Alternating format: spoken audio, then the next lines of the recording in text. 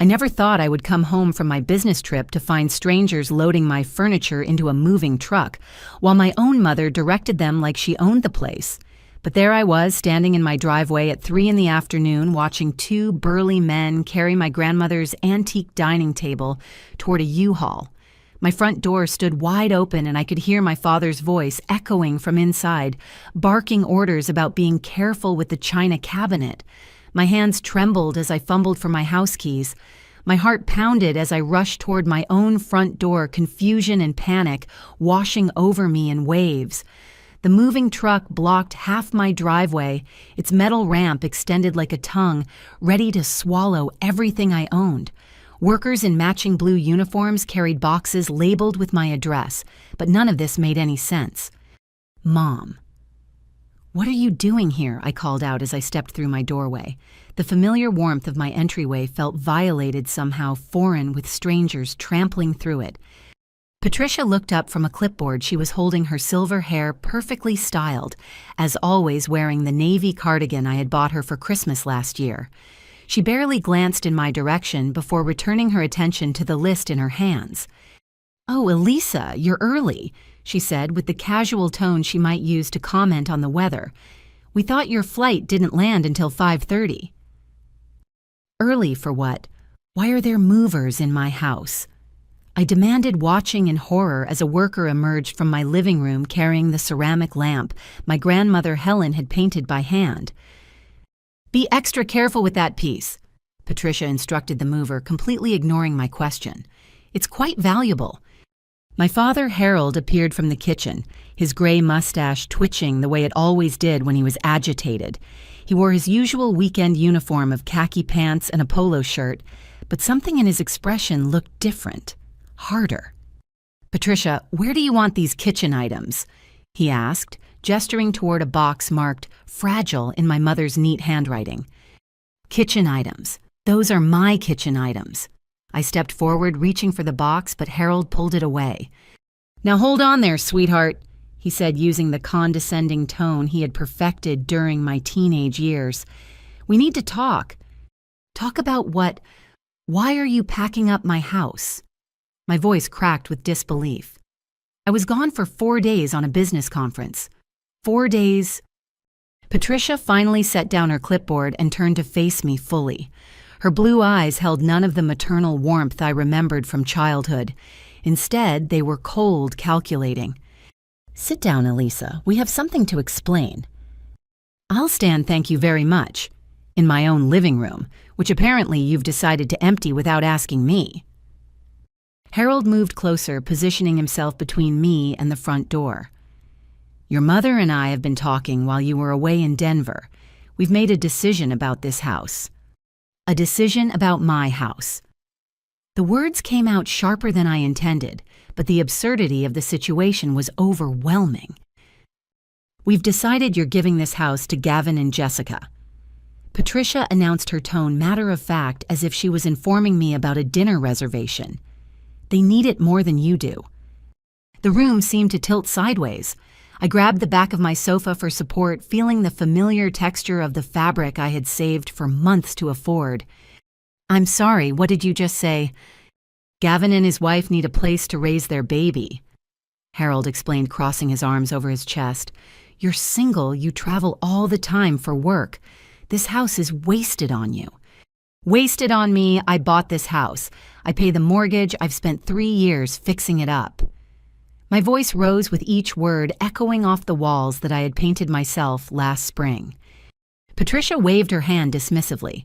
"Details. What matters is family. Gavin needs help, and you're going to provide it." I stared at them both, searching for some sign that this was an elaborate joke. But the moving truck in my driveway was real. The boxes marked with my address were real. The strangers handling my possessions were undeniably real. "You can't just give away my house," I protested. "That's not how property ownership works. That's not how anything works." "We're not giving it away," Harold replied with irritating patience. "You are, as a gift to your brother." "I never agreed to any such thing." "Well, you're agreeing now," Patricia said, picking up her clipboard again. The movers are here. Gavin is expecting to move in this weekend, and Jessica is due in 3 months.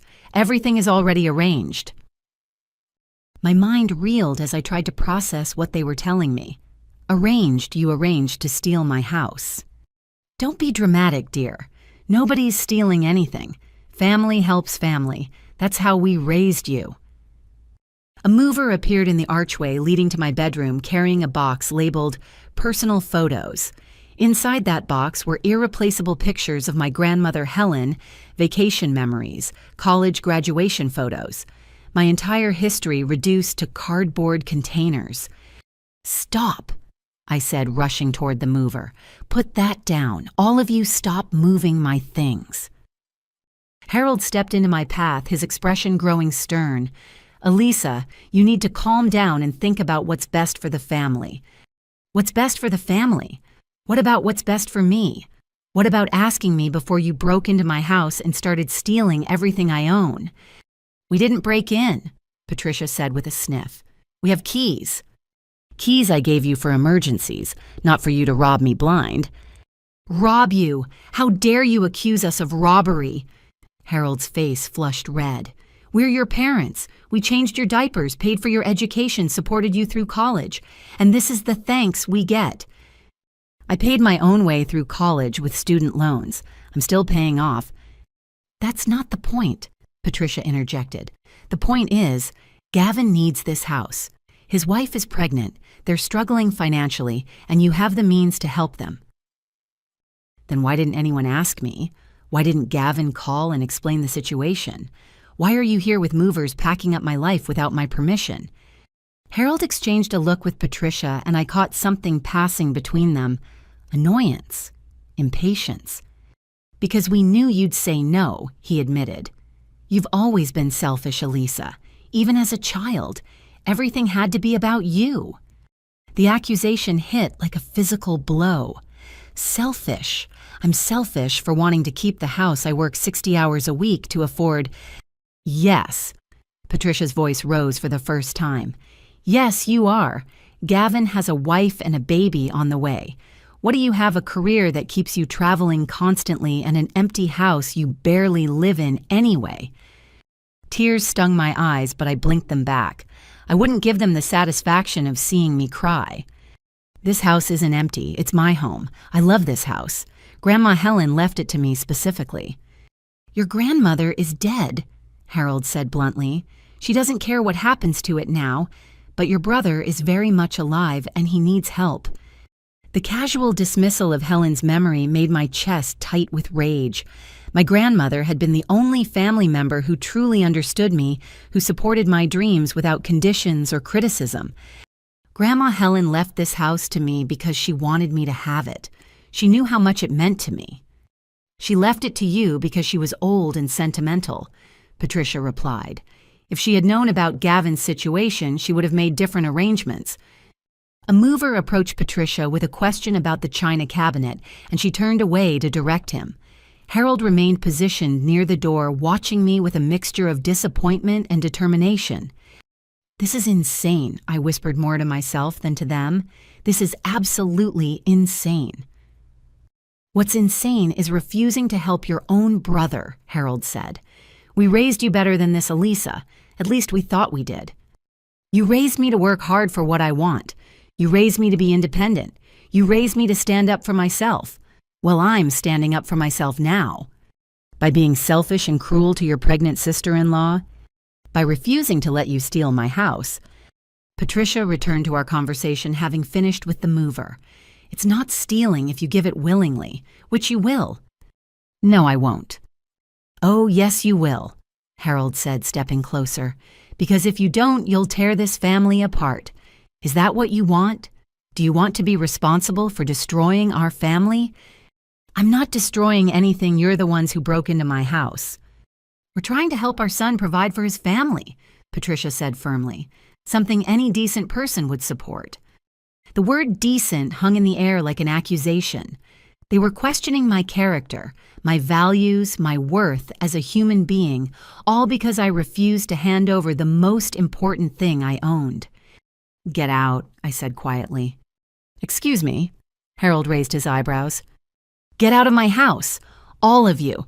Stop the movers, put everything back where you found it, and leave." "That's not happening," Patricia said with a laugh that held no humor. "The truck is half loaded, Gavin is expecting to move in this weekend, and you're going to cooperate." "Watch me not cooperate." I pulled out my cell phone with shaking hands, my fingers fumbling as I tried to dial. "Who are you calling?" Harold demanded. "The police. You're trespassing, you're stealing my property, and I want you arrested." Harold stepped forward and tried to grab my phone. "Don't you dare call the police on your own parents." I jerked away from him, holding the phone to my chest. "Then get out of my house and stop stealing my things." "Nobody's stealing anything," Patricia shouted. "We're trying to help you do the right thing." "The right thing is asking for help, not taking what doesn't belong to you." "Everything we've given you belongs to us," Harold said, his voice turning dangerous. "We paid for your childhood, your food, your clothes, your school supplies. You owe us." "I owe you for doing the basic job of parenting, for 18 years of sacrifice. That was your choice. Nobody forced you to have children." The conversation was spiraling out of control emotions, escalating beyond reason. But reason had already left the building the moment I found strangers packing up my life. "You know what, fine. Call the police," Patricia said with a dismissive wave. "When they get here, we'll explain that we're helping our ungrateful daughter do something decent for her brother. We'll see who they believe. You'll see who they arrest for breaking and entering. With what evidence we have keys? You gave us keys. For emergencies." "This is an emergency. Gavin needs a place to live." I stared at both of them, wondering when my parents had become strangers. When had they decided that my needs, my property, my life mattered less than my brother's convenience? "I'm calling 911, I announced, beginning to dial. "Go ahead," Harold said coldly. "Nobody asked for your permission anyway." The words, "Nobody asked for your permission," echoed in my mind as I pressed the call button. My own father had just told me that my opinion about my own house didn't matter. The casualness of it, the complete dismissal of my autonomy, left me breathless with shock. 911, what's your emergency?" The dispatcher's voice was calm and professional. "I need police at my home immediately. My parents have broken into my house with movers and are stealing my belongings." The words sounded surreal even as I spoke them. "Are you in immediate physical danger, ma'am?" I looked at Harold, who was glaring at me with undisguised anger, and Patricia, who had returned to directing the movers as if nothing unusual was happening. "No, but they're actively removing my property from my home without permission." "What's your address?" I provided my address on Maple Street along with my contact information. The dispatcher assured me officers would arrive within 15 minutes and advised me to remain calm and avoid confrontation until they arrived. Easier said than done. Harold had overheard enough of my conversation to understand what was happening. "You actually called the police on us, your own parents. You actually broke into my house and started stealing everything I own, my own parents." Patricia looked up from her clipboard with annoyance. "This is ridiculous, Elisa. Cancel that call right now." "Absolutely not." "Fine. When the police arrive, we'll explain the situation. They'll understand that families help each other." A mover emerged from my bedroom carrying another box, this one labeled "Jewelry and Valuables."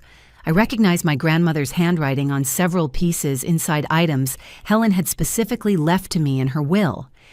"Stop," I called to the mover. "Please just stop for a moment." The young man looked confused, glancing between me and Patricia. "Ma'am, who should I listen to?" "Me," Patricia said firmly. "I hired you, I'm paying you, and you follow my instructions." "This is my house," I told the mover. "These are my belongings. Please set that box down." The poor worker looked increasingly uncomfortable with the family drama unfolding around him. "Maybe I should check with my supervisor." "Your supervisor is outside with the truck," Patricia replied. "Keep loading. We're on a schedule." I stepped closer to the mover, trying to keep my voice gentle but firm. "Sir, I understand you're just doing your job, but there's been a misunderstanding. These items belong to me, and I haven't authorized this move. The mover hesitated, clearly sensing something was wrong but unsure how to proceed. "Lady, I don't want to get in the middle of a family thing, you know." "You're not in the middle of anything," Harold interjected. "Just do what you're paid to do." Before anyone could respond, I heard car doors slamming outside. Through my front window, I could see 2 police cruisers pulling into my driveway behind the moving truck. "Well," Patricia said with false cheerfulness, "I suppose we're about to sort this out." Officer Martinez was the first through my door, a tall woman with graying hair and sharp eyes that immediately assessed the situation. Behind her came Officer Thompson, younger and broader, carrying a tablet for taking notes. "Good afternoon," Officer Martinez said, her voice carrying natural authority. "We received a call about a theft in progress at this address." "That's correct," I said, stepping forward. "I'm Elisa, and this is my house. I came home from a business trip to find my parents here with movers taking my belongings without my permission." Officer Martinez looked around the room, taking in the boxes, the moving equipment, and the obvious family tension. "And you are?" she asked Patricia. "Patricia Morrison, Elisa's mother. There seems to be some confusion here. We're helping our son move into this house. It's a family arrangement." "A family arrangement that I never agreed to," I interjected. Officer Thompson was already taking notes. "Ma'am, do you have documentation showing you own this property?" "Yes, absolutely. I can get my deed, my mortgage papers, everything." I started toward my home office, then stopped. "Actually, I'm not sure where they are right now. Everything's been packed up." "The deed and mortgage papers are in the kitchen," Patricia said helpfully, in the box marked "Important Documents."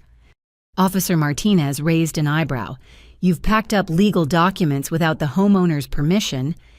"She's our daughter. We were organizing everything for the move." "Ma'am," Officer Martinez addressed me directly. "Can you verify that you own this property and that you didn't authorize this move?" "Yes, I can verify both those things. I bought this house 3 years ago with a mortgage from First National Bank. I never gave anyone permission to move my belongings or transfer my property." Officer Thompson spoke to the moving crew leader, a stocky man named Jake, who'd been standing awkwardly near the truck during the entire confrontation. "Sir, who hired your company for this job?" Jake pulled out a work order from his clipboard. "This lady here," he said, pointing to Patricia, "Patricia Morrison. She called our office 3 days ago and scheduled the job, paid in cash when we arrived this morning." 3 days ago? I stared at Patricia in disbelief. "You scheduled this 3 days ago while I was still in Denver." Patricia's composure slipped slightly. "We wanted to have everything ready for when you got home." "Ready for what? Ready to rob me?" Officer Martinez held up a hand to quiet the growing argument. "Let's take this step by step. Mrs. Morrison, do you have written authorization from the homeowner to remove these items?" "I don't need authorization. She's my daughter and we're helping family." "That's not how property law works, ma'am. Adult children own their property independently of their parents, regardless of family relationships." Harold spoke up for the first time since the officers arrived. "This is a civil matter between family members. Surely the police don't need to be involved." Officer Thompson looked up from his notes. "Breaking into someone's home and removing their property without permission isn't a civil matter, sir. That's criminal trespass and theft." "Breaking in." Patricia laughed, though it sounded forced. "We didn't break in. We have keys." "Keys that I gave you for emergencies only I clarified, not for you to enter my home and steal my belongings while I'm out of town." Officer Martinez addressed the movers. "Gentlemen, I'm going to need you to stop loading items until we sort this out. Please put down anything you're currently carrying and step outside." Jake nodded gratefully. "Yes, ma'am. Honestly, we were starting to feel uncomfortable with the whole situation." "Uncomfortable how?" Officer Thompson asked. "Well, usually when families are moving, everyone's on the same page, you know. But this lady," he gestured toward me, "seemed pretty shocked to see us. And then she started arguing with her folks about it being her stuff. Made us wonder if something wasn't right." "Something definitely isn't right," I confirmed. I had no idea any of this was happening until I came home 20 minutes ago." Officer Martinez turned back to Patricia and Harold. "I'm going to need to see some identification from both of you." As they fumbled for their wallets, I noticed Patricia's hands were shaking slightly. Harold's jaw was clenched so tightly I could see the muscles bulging beneath his skin. "Officer Martinez," I said, "there's something else you should know. When I came home and confronted them about this, my father told me nobody asked for your permission. They're not even pretending this was done with my consent." "Is that accurate, Mr. Morrison?" Officer Thompson asked Harold. Harold's mustache twitched. "What I said was that sometimes families have to make difficult decisions for the greater good." "That's not what you said, and you know it," I replied. Officer Martinez examined their identification, then handed it back. "Here's what's going to happen. We're going to verify the homeowner's identity and property ownership. Then we're going to determine whether any crimes have been committed." "Crimes?" Patricia's voice pitched higher. "We're trying to help our pregnant daughter-in-law." "By stealing your other daughter's house?" Officer Thompson asked dryly. The situation was escalating beyond what I had imagined when I first called 911. Part of me felt guilty for involving the police in what Patricia kept calling a family matter. But another part of me, the part that had watched strangers carry away my grandmother's table, felt completely justified. "Ma'am." Officer Martinez addressed me. "I'm going to need you to provide documentation of your ownership while Officer Thompson speaks with the moving company supervisor." I retrieved my mortgage documents and deed from the box in the kitchen, my hands still trembling from adrenaline. As I handed them to Officer Martinez, I noticed Patricia watching me with an expression I had never seen before. It wasn't maternal concern or even anger. It was calculation, as if she was trying to figure out her next move. That look, more than anything else that had happened, convinced me that calling the police had been the right decision. Officer Martinez examined my documents carefully. "These appear to be in order. The property is clearly titled to Elisa Morrison, and there's no indication of any other authorized occupants or transfer agreements." "There wouldn't be," I said, "because I never agreed to any of this." Jake, the moving company supervisor, approached Officer Thompson with his own paperwork. "Officer, here's our work order. Like I said, Mrs. Patricia Morrison called Wednesday morning and scheduled a full house pack and move for today. She specified that everything needed to be out by evening because the new tenants were moving in tomorrow morning." "New tenants?" I stared at Patricia. "You told someone they could move in tomorrow." Patricia's face had gone pale. "Gavin and Jessica need to be out of their apartment by the weekend." "So you promised them my house without asking me, scheduled movers without telling me, and planned to have me effectively evicted from my own home." Before Patricia could answer, Officer Martinez stepped forward with a grave expression. "Mr. and Mrs. Morrison, based on the evidence we've gathered here today, I'm placing you both under arrest for criminal trespass, attempted theft, and conspiracy to commit fraud." The words hung in the air like a verdict.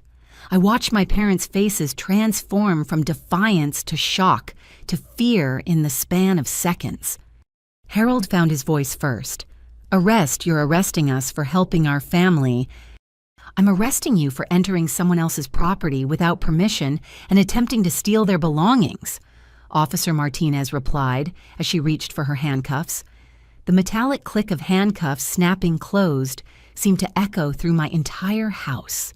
I had never heard that sound in person before, never imagined I would hear it applied to my own parents.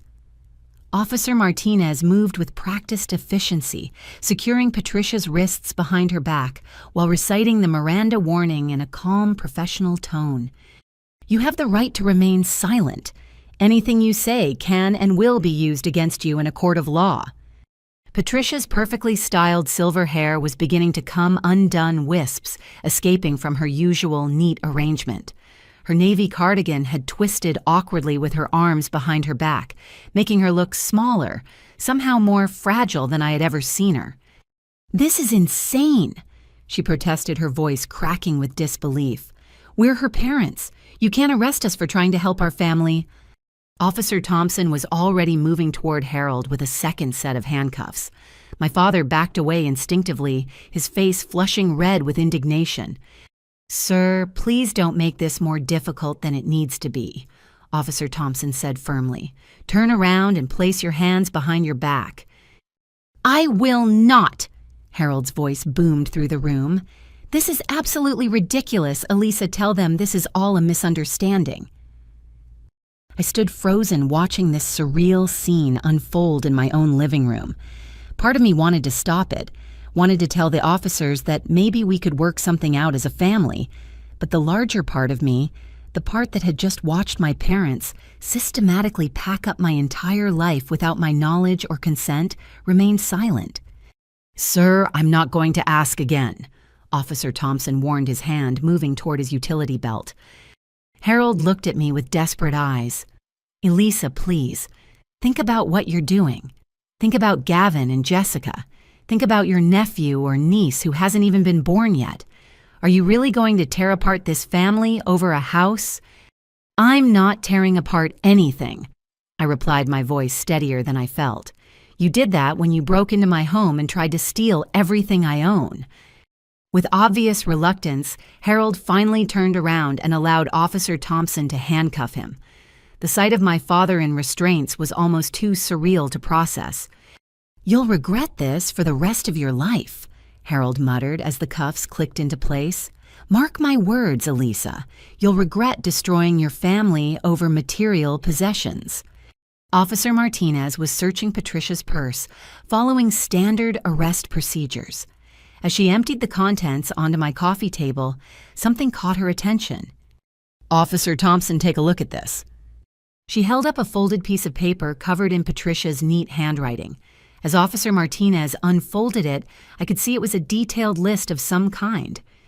"Ma'am," Officer Martinez addressed me, "is this your mother's handwriting?" I moved closer to examine the paper. Yes, that's definitely her writing. Officer Martinez began reading aloud. "Antique dining table, estimated value $800. China cabinet with full set, estimated value $1,200. Helen's jewelry collection, estimated value $1,500. Living room furniture set, estimated value $2,000. My mouth fell open as the implications became clear. That's an inventory of my belongings, with estimated values. Officer Thompson whistled low under his breath. "This shows premeditation.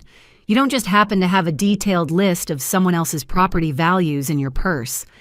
Patricia's face had gone completely white. "I was just organizing. I wanted to make sure nothing got damaged during the move." "Ma'am, this list includes estimated monetary values," Officer Martinez pointed out. "That suggests intent to liquidate or sell these items, not just to move them carefully." My legs felt weak. I sank down onto my sofa, staring at the list of my possessions written in my mother's familiar handwriting. "How long have you been planning this?" Patricia refused to meet my eyes. "It's not what it looks like. It looks like you've been cataloging my belongings and researching their values," I said, my voice rising. "It looks like you've been planning to steal my house and everything in it."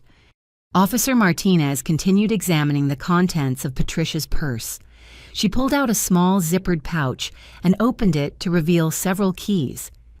"Are these your house keys, ma'am?" she asked me. I recognized them immediately. "Yes, those are the spare keys I gave them to check on my plants when I travel." "When did you last give them access to your home?" Officer Thompson asked, making notes. "About 6 months ago, when I went to the trade conference in Seattle. I asked them to water my plants and bring in the mail." Officer Martinez held up one of the keys, examining it closely. "This key looks newer than the others, recently cut." Harold shifted uncomfortably in his restraints. "We had an extra one made in case of emergencies." "Emergencies like breaking into her house while she's out of town?" Officer Thompson asked skeptically. "We didn't break in. She gave us keys." "She gave you one key 6 months ago for a specific purpose," Officer Martinez corrected. "Making additional copies without permission and using them to enter her home without authorization still constitutes criminal trespass." The moving crew stood in an awkward cluster near my front door, clearly wanting to leave, but unsure if they were free to go. Jake approached Officer Thompson hesitantly. "Officer, are we done here? Because honestly, we don't want any part of this family drama." "Actually, sir, I need to ask you a few more questions," Officer Thompson replied. "You said Mrs. Morrison paid in cash when you arrived this morning." Jake nodded. "Yeah, she had the exact amount ready. Told us she wanted to make sure the job got done quickly and efficiently." "How much was the total cost?" Jake consulted his paperwork. $1,200 for a full pack and move. That's a lot of cash to have on hand for most people. Officer Martinez looked at Patricia sharply. "Where did you get $1,200 in cash, Mrs. Morrison?" Patricia's silence stretched uncomfortably long. Harold answered for her. "We withdrew it from our savings account yesterday." "Yesterday?" I felt sick. "You withdrew cash yesterday to pay for stealing my house." "We weren't stealing anything."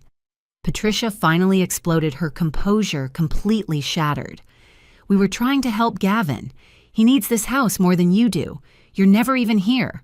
You travel constantly for work. You don't have a family. You don't need a 4-bedroom house all to yourself." "Whether I need it or not isn't your decision to make," I shot back. "It's my house. I bought it. I pay for it. I live in it." "You exist in it," Patricia corrected bitterly. "There's a difference between living somewhere and just existing there. This house is wasted on you." Officer Martinez stepped between us before the argument could escalate further. "Mrs. Morrison, you have the right to remain silent. I'd suggest you exercise that right." But Patricia was beyond listening to advice. The mask of maternal concern had completely fallen away, revealing something cold and calculating underneath. "You want to know the truth, Elisa Fine. Here's the truth. Gavin called us 3 weeks ago crying about how he and Jessica were going to be homeless with a baby on the way. He begged us to help them figure something out. And you know what we realized?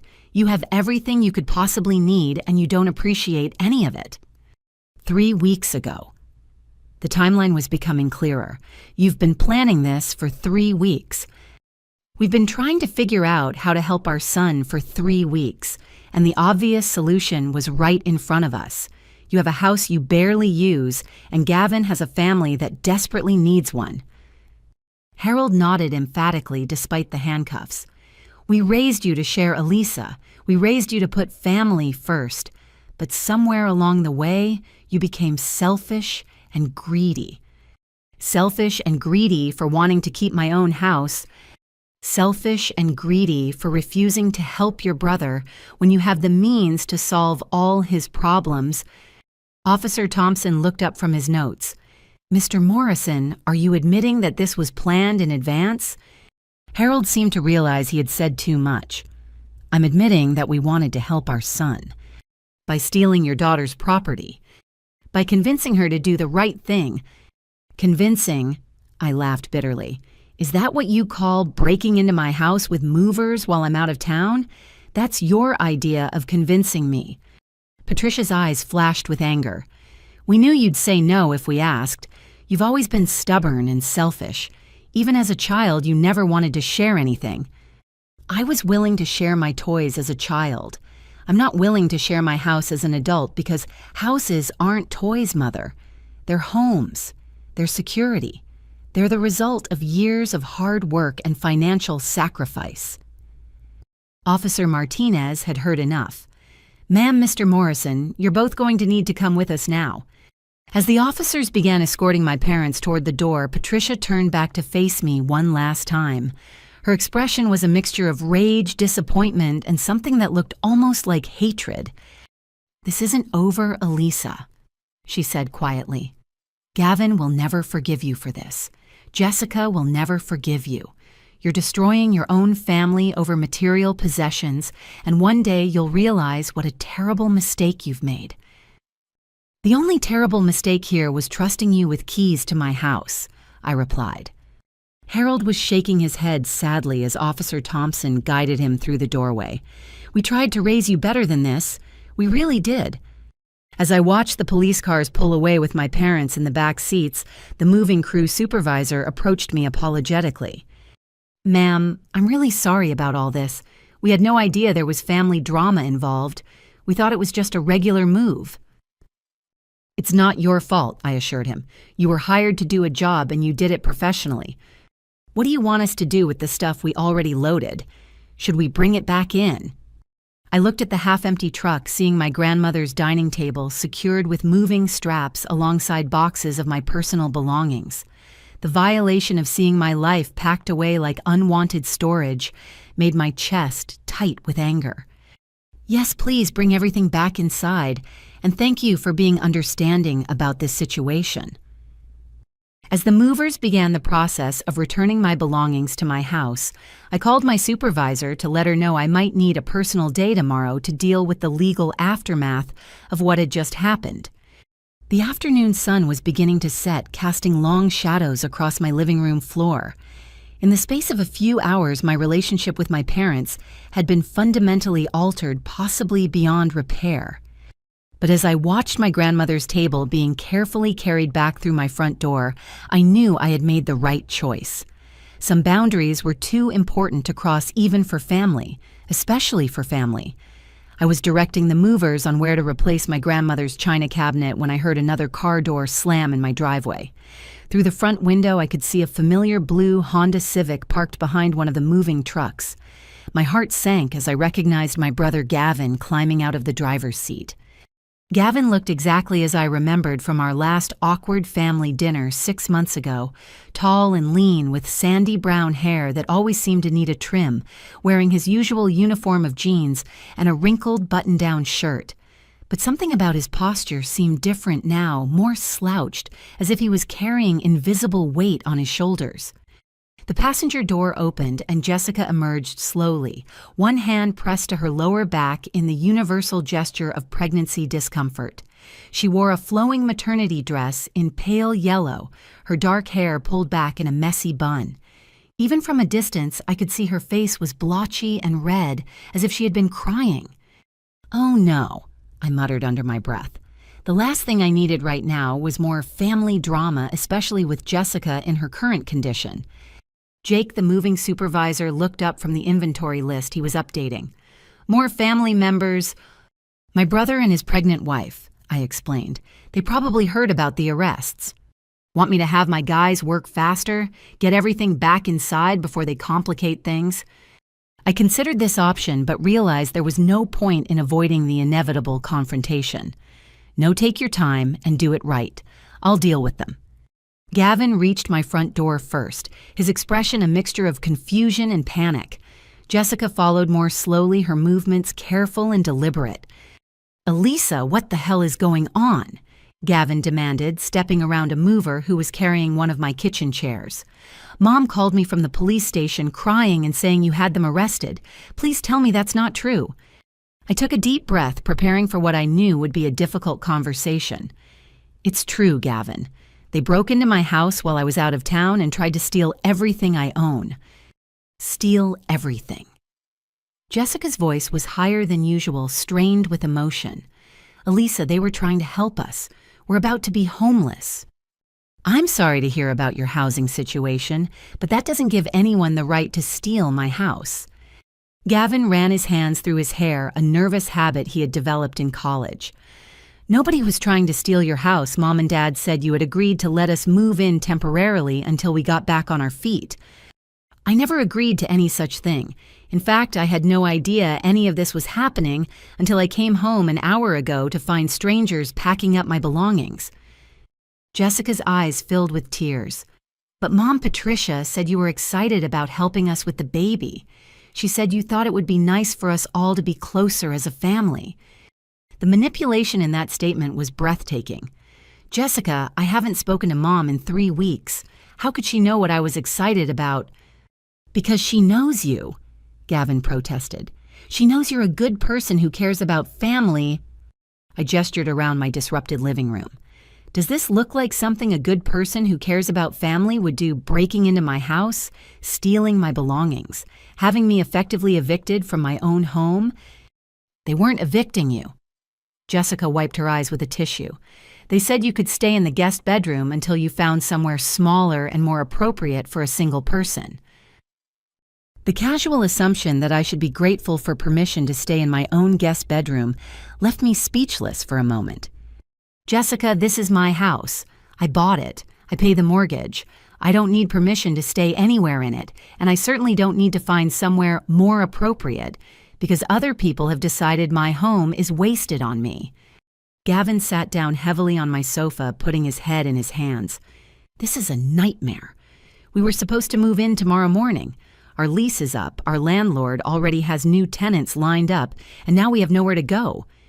Despite everything that had happened, I felt a stab of sympathy for my brother. Whatever else was going on, he clearly believed that our parents had worked out some kind of legitimate arrangement. Gavin helped me understand something. When did Mom and Dad first approach you about using my house? He looked up, his brown eyes red-rimmed with exhaustion. About 3 weeks ago, right after we got our eviction notice, Mom called and said she had an idea that might solve all our problems. And what exactly did she tell you?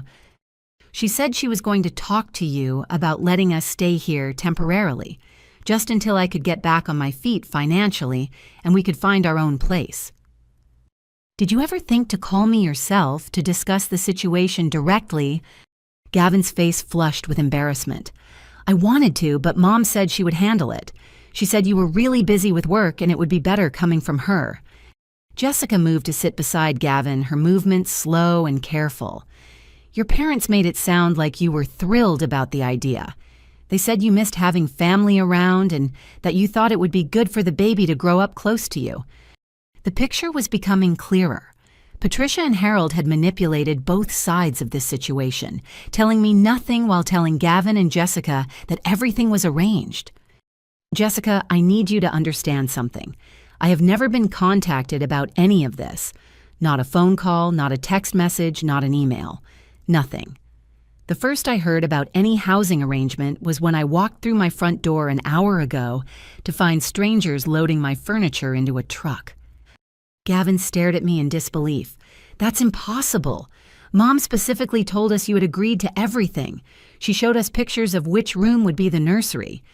She showed you pictures of my house? Yeah, she took photos when she was here watering your plants last month. She said you had given her a tour and shown her how the upstairs bedrooms would be perfect for a growing family. I felt sick. Patricia had used her legitimate access to my house to plan this entire scheme, photographing my rooms and presenting them to Gavin and Jessica as if I had personally offered them a home.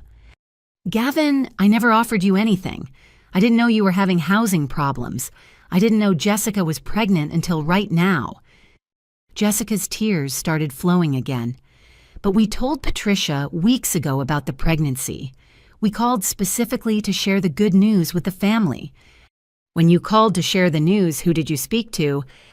Your parents, Gavin replied. We couldn't reach you directly because you were traveling for work, so we called Mom and Dad to ask them to pass along the message. Another piece of the puzzle fell into place. My parents had been intercepting family communication, controlling the flow of information between Gavin and me. They never told me about the pregnancy, I said quietly. Congratulations, by the way. I know this isn't how you wanted me to find out. Jessica sobbed harder. This is all wrong. Everything is going wrong. We don't have anywhere to go. We don't have any money saved up, and now the baby won't have a stable home. Despite my anger at being manipulated, I couldn't help but feel sorry for Jessica. She was clearly stressed and frightened about her situation. Jessica, how far along are you? 6 months. The baby is due in January. And when did you find out about the housing problems? Gavin answered for her. Last month. I lost my job at the warehouse in September, and we fell behind on rent. Our landlord filed eviction papers 3 weeks ago. You lost your job, Mom and Dad told the police that you were employed. Gavin looked confused. What? No. I've been out of work for 2 months. That's why we're in this mess. I've been applying everywhere, but the job market is really tough right now. More lies from Patricia and Harold. They had been misrepresenting Gavin's situation to make their theft seem more justified. What happened at your job? Budget cuts. They laid off 12 people, and I was one of the newest hires, so I was first to go. I wasn't fired for cause or anything. I just didn't have enough seniority. This was completely different from what my parents had told me earlier. They had implied that Gavin was irresponsible and needed to be bailed out of problems of his own making. Have you applied for unemployment benefits?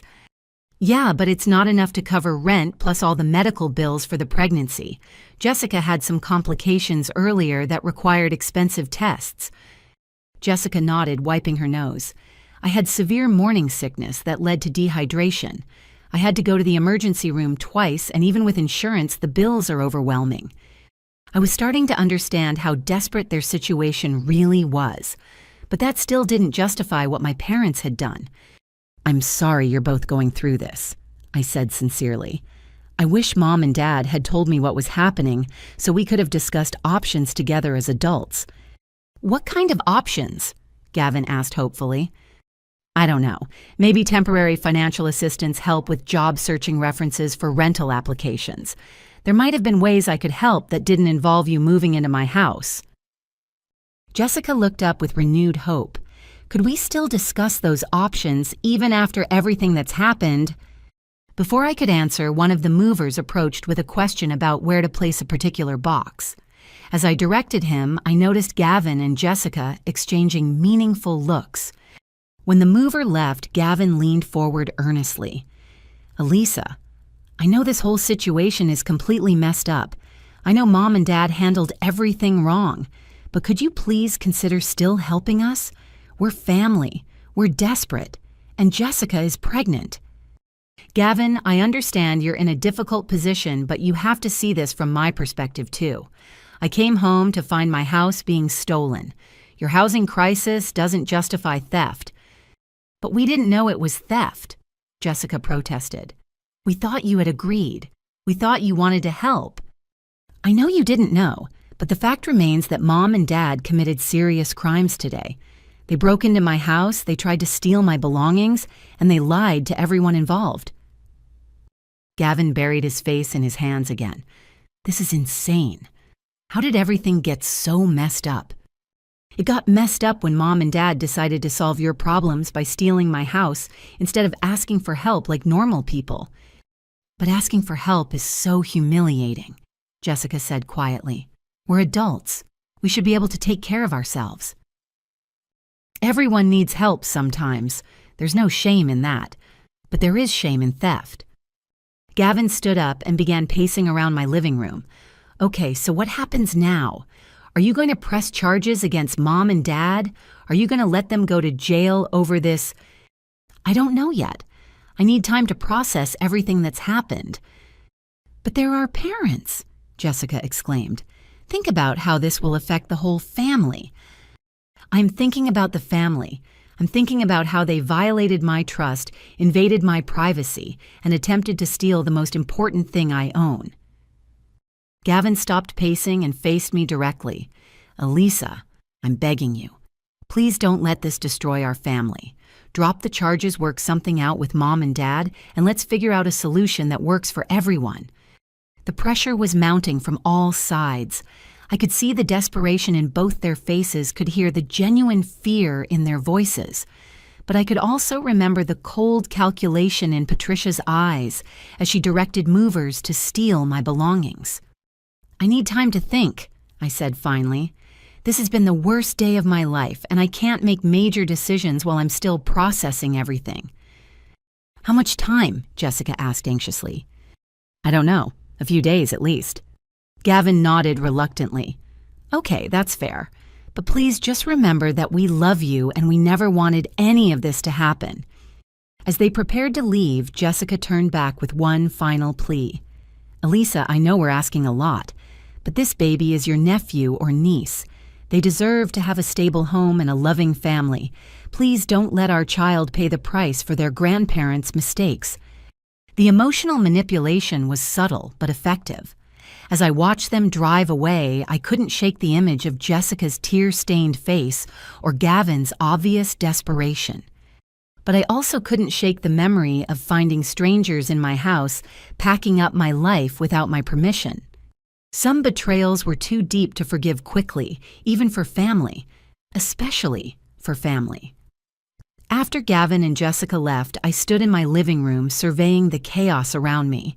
Half-empty boxes were scattered across the floor, furniture had been moved from its usual places, and my entire sense of security felt shattered. The movers had finished returning most of my belongings, but everything felt different now, contaminated somehow by the violation of my privacy. I needed to understand exactly what my parents had done while they were in my house. The inventory list Officer Martinez had found in Patricia's purse suggested this theft had been planned in detail, but I suspected there was more evidence hidden somewhere in my home. My first stop was my home office, a small room off the main hallway where I kept important documents and handled my freelance graphic design work. As I pushed open the door, my stomach dropped. The room looked like someone had gone through it systematically. My filing cabinet stood open, folders pulled forward and clearly rummaged through. Papers that I normally kept in neat stacks were scattered across my desk. My computer had been moved, the monitor turned at an odd angle, as if someone had been looking behind it. But what made my blood run cold was what I found on my desk, a stack of my personal mail opened and sorted into piles. I picked up the first piece with trembling hands. It was my mortgage statement from last month, the envelope slit open, with what looked like a letter opener. Someone had highlighted my monthly payment amount in yellow marker and made notes in the margins in Harold's distinctive handwriting, current balance $127K, monthly payment $1,847. The next piece was my bank statement, also opened and annotated. Patricia had circled my savings account balance and written, "sufficient for down payment on smaller property," in her neat script. My credit card statements had been opened and examined with particular attention, paid to my travel expenses and dining purchases. Harold had written, "excessive spending on restaurants clearly wasteful," next to several entries. I felt nauseous as I realized my parents had been conducting a complete financial audit of my life without my knowledge or permission. They had violated every boundary of adult privacy, treating me like a child whose finances needed parental oversight. But it got worse. In the bottom drawer of my desk, I found a manila folder that didn't belong to me. Inside were printed emails between Patricia and someone named Rebecca Chen at Mountain View Realty, dated over the past 6 months. The first email from March showed Patricia inquiring about current market conditions for 4-bedroom homes in the Maple Street area. Rebecca had responded with a detailed market analysis showing that homes like mine were selling for between $250,000 and $300,000. As I read through the email chain, the scope of my parents' deception became clear. Patricia had been researching my property value for months, gathering information about comparable sales average time on market and projected appreciation rates. In May, she had asked Rebecca about the fastest way to sell inherited property and whether there were any family transfer options that might expedite the process. Rebecca had responded with information about quitclaim deeds, family gift transfers, and estate planning strategies. She had even provided contact information for lawyers who specialized in family property transfers. The most recent email, dated just 2 weeks ago, contained a draft listing description for my house. Patricia had written it as if she was preparing to sell the property immediately after gaining control of it. Charming 4-bedroom home in desirable neighborhood. Recently updated kitchen, hardwood floors throughout mature landscaping. Perfect for growing family. Motivated seller, quick closing, available. My hands shook as I read the listing price, $275,000. They hadn't just been planning to steal my house, they had been planning to sell it. I continued searching through the folder and found something even more disturbing: printed screenshots of my social media accounts. Patricia had been monitoring my Facebook posts, Instagram photos, and LinkedIn updates for months. She had documented every business trip I took, every photo I posted, of eating out alone, every check-in at hotels or conferences. Next to several photos, she had written comments like, "further evidence of wasteful lifestyle," and "clearly doesn't appreciate what she has." Most unsettling were her notes about my work schedule. She had tracked my travel patterns and identified the longest periods when I was away from home. The dates of my Denver conference trip were circled in red ink with optimal window for transition written beside them.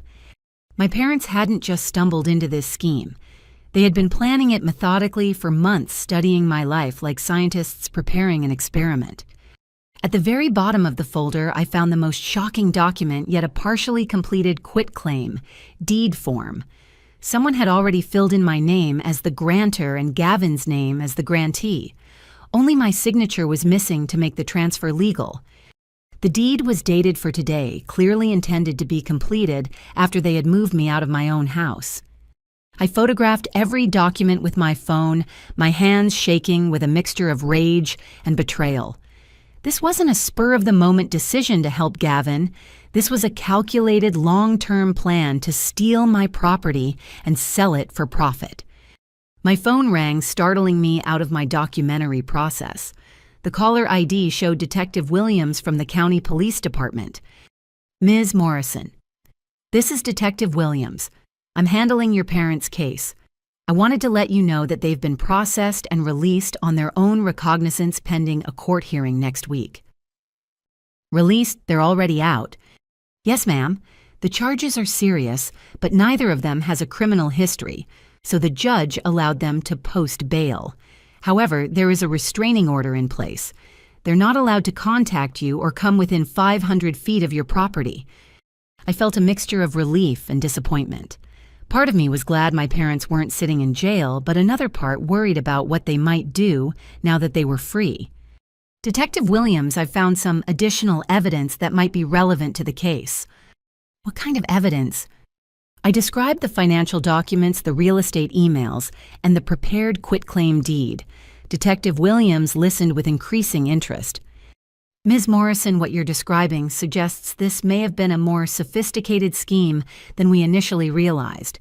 Would you be willing to come to the station tomorrow to provide copies of these documents? Absolutely. I've already photographed everything. Good. In the meantime, I'd recommend securing your home with new locks and considering a security system. If your parents had been planning this for months, they may have made additional preparations we haven't discovered yet. After hanging up with the detective, I called a locksmith and scheduled an emergency service call for that evening. Then I contacted a security company about having cameras and alarms installed. As I waited for the locksmith to arrive, I continued searching through my house for signs of my parents' invasion. In my bedroom, I found evidence that someone had been through my jewelry box. My grandmother, Helen's pieces, were still there, but they had been photographed and cataloged. I found a small notebook with detailed descriptions of each item and estimated values. Pearl necklace vintage 1940s, estimated value $800. Gold bracelet with sapphires, estimated value $1,200. Diamond ring Art Deco setting, estimated value $2,500. The meticulous documentation made me feel sick. They had been treating my most treasured possessions like inventory in a store, reducing my grandmother's memory to dollar signs on a page. In my kitchen, I discovered they had even cataloged my appliances and cookware. Patricia had made notes about which items were worth keeping and which were easily replaceable. The depth of their violation was staggering. They hadn't just entered my house. They had conducted a complete appraisal of everything I owned, planning not just to steal my property, but to liquidate every valuable item in it. When the locksmith arrived at 8 p.m., I had him change every lock on every door and window. I also had him install additional deadbolts and security chains. The process took 3 hours and cost me $600. But it was worth every penny to know that my parents could never again enter my house without permission. As I finally settled into bed that night, surrounded by boxes and displaced furniture, I realized that my relationship with my parents was probably irreparably damaged. The betrayal was too deep, the violation too complete. But more than that, I realized that Gavin and Jessica might not be the innocent victims they appeared to be. If my parents had been planning this for months, there was a good chance that my brother and sister-in-law knew more about the scheme than they had admitted. Tomorrow, I would start digging deeper into their stories. Tonight, I would try to sleep in a house that finally felt secure again, even if it no longer felt like home. The new locks were solid and strong, but they couldn't lock out the knowledge that my own family had been planning to destroy my life for their financial gain. That realization would take much longer to heal than any physical damage they had done to my property. I woke up the next morning feeling like I had been hit by a truck. Every muscle in my body ached from the stress and adrenaline of the previous day, and my mind kept replaying the image of my parents in handcuffs.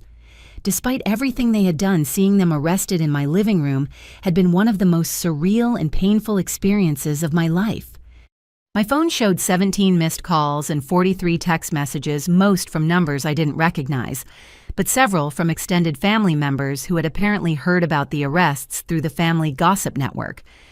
The messages ranged from supportive to accusatory. Elisa called me, Aunt Margaret. Can't believe you had your own parents arrested. Shame on you, Cousin Dave. Here if you need anything. Love you, Uncle Tom. Your mother is heartbroken. Fix this, Aunt Linda. I turned off my phone and made coffee, trying to clear my head enough to figure out my next steps. The detective had asked me to come to the station with the documents I had found, but first I wanted to understand more about the family history behind this situation.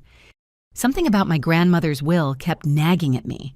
Patricia had seemed particularly bitter yesterday when I mentioned that Helen had specifically left the house to me. Her reaction suggested there might be more to that story than I knew. I decided to call Mrs. Eleanor Fitzgerald, my grandmother's former neighbor and close friend. Eleanor was 86 years old, sharp as a tack, and had lived next door to my grandmother for 37 years. If anyone knew the full story of Helen's final years, it would be Eleanor. Eleanor answered on the second ring, her voice warm but concerned. Elisa, dear, I heard about the terrible business yesterday through the neighborhood grapevine. Are you all right? I'm okay, Mrs. Fitzgerald. Actually, I was hoping I could ask you some questions about Grandma Helen's final months. I think there might be family history I don't know about. Oh, sweetheart, there's quite a lot of family history you don't know about. Your grandmother was very protective of you, but she told me everything. Why don't you come over for tea this afternoon? This conversation is better had in person. I drove to Eleanor's house on Elmwood Drive, the same tree-lined street where my grandmother had lived until her death 4 years ago. Eleanor's small cottage looked exactly as I remembered. White picket fence, rose bushes in the front yard, and a porch swing where she and Helen had spent countless afternoons discussing neighborhood news. Eleanor met me at the door wearing a floral house dress and her signature pearl earrings. Her white hair was perfectly styled, and despite her age, she moved with surprising energy. Come in, dear. I've made your grandmother's favorite tea cakes. Her living room was cozy and cluttered with photographs spanning decades of family gatherings, garden parties, and community events. The walls were covered with needlepoint samplers and watercolor paintings, creating an atmosphere of gentle domesticity. Now then, Eleanor said, settling into her favorite armchair, tell me exactly what happened yesterday. I explained the entire situation coming home to find movers in my house, discovering my parents' detailed planning, finding the financial documents and real estate communications. Eleanor listened without interruption, her expression growing increasingly grave. I'm not surprised, she said when I finished. Your grandmother saw this coming years before she died. What do you mean? Eleanor stood up and walked to an antique secretary desk in the corner of the room. She returned with a thick manila envelope sealed with tape. Helen asked me to keep this safe and only give it to you if something like this ever happened. She said Patricia and Harold had already shown their true colors, and she was afraid they would try to take advantage of you after she was gone. With trembling hands, I opened the envelope. Inside were bank statements, legal documents, and a letter written in my grandmother's familiar handwriting. The letter was dated 6 months before Helen's death. My dearest Elisa, if Eleanor is giving you this letter, it means my fears about your parents have come true. I am writing this to give you the information you will need to protect yourself from their manipulation. 3 years ago, Patricia convinced me to give her power of attorney over my finances while I recovered from my hip surgery. I trusted her because she was my daughter and seemed genuinely concerned about my welfare. What I discovered later was that Patricia had been taking money from my accounts to support her and Harold's lifestyle. Over the course of 18 months, they withdrew $37,428 from my savings without my knowledge or permission. I stopped reading, my hands shaking. "Mrs. Fitzgerald, are you saying my parents stole money from Grandma Helen?" Eleanor nodded sadly. "That's exactly what I'm saying, dear. Your grandmother was devastated when she found out. She felt so betrayed, especially by Patricia." I continued reading. The missing money represented my entire medical emergency fund and most of my retirement savings. When I confronted Patricia about the withdrawals, she claimed they had been loans to help Harold through a difficult period at work. She promised to pay the money back, but over the next year she returned only $3,000. I realized then that my daughter and son-in-law saw me as a financial resource rather than a person deserving of respect and security. This broke my heart, but it also opened my eyes to their true character. I changed my will immediately, leaving my house directly to you rather than to Patricia as I had originally planned. I also revoked Patricia's power of attorney and moved my remaining assets to accounts she could not access. I am telling you this not to turn you against your parents, but to help you understand their mindset. They believe they are entitled to family resources regardless of the consequences for others. They will likely try to manipulate you the same way they manipulated me. Be strong, my dear granddaughter. Protect yourself and your future. You owe them nothing beyond basic human decency, and you certainly don't owe them your security or your home. All my love, Grandma Helen. I set the letter down, feeling nauseous. "Mrs. Fitzgerald, did you know about this while it was happening?" I suspected something was wrong. Helen became very anxious about money during that period, which was unusual for her. She had always been financially secure, but suddenly she was worried about being able to afford her medications and groceries. "Why didn't she report the theft to the police?" Eleanor sighed deeply. "Because Patricia was her daughter. Helen couldn't bring herself to have her own child arrested even after being betrayed so completely. She thought changing her will and revoking the power of attorney would be enough to protect her remaining assets." I looked through the bank statements Eleanor had preserved. The pattern of withdrawals was clear, regular amounts of $500 to $1,500, always when Helen was in the hospital or recovering from medical procedures. Patricia had systematically drained her mother's life savings, while Helen was at her most vulnerable. "Mrs. Fitzgerald, there's something else I need to ask you. Do you think my parents might have told other family members a different version of these events?" "Oh, I'm sure they did. Patricia was very good at presenting herself as Helen's devoted caregiver. She made sure everyone knew how much time she was spending at the hospital, how much she was sacrificing to take care of her mother. But she was actually stealing from her." "Yes, and she was very clever about it. She made sure the withdrawals looked like legitimate expenses, medical bills, home maintenance, emergency repairs. If Helen hadn't been keeping such careful records, the theft might never have been discovered." I studied the documents more carefully.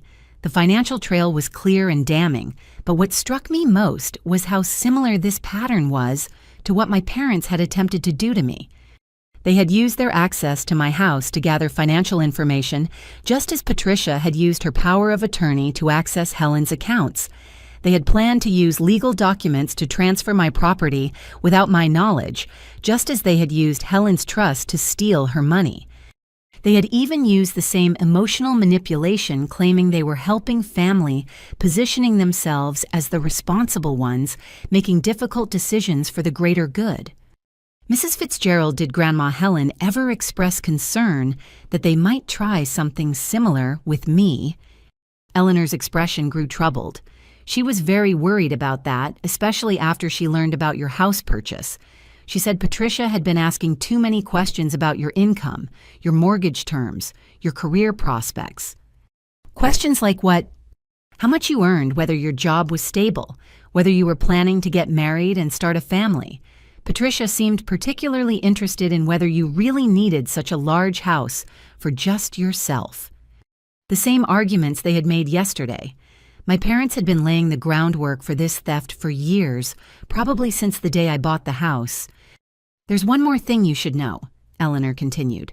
About 6 months before Helen died, Patricia brought a man to her house claiming he was a financial advisor.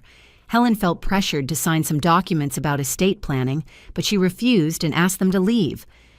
A financial advisor? Helen suspected he was actually a lawyer or someone who could help Patricia gain control of her assets legally.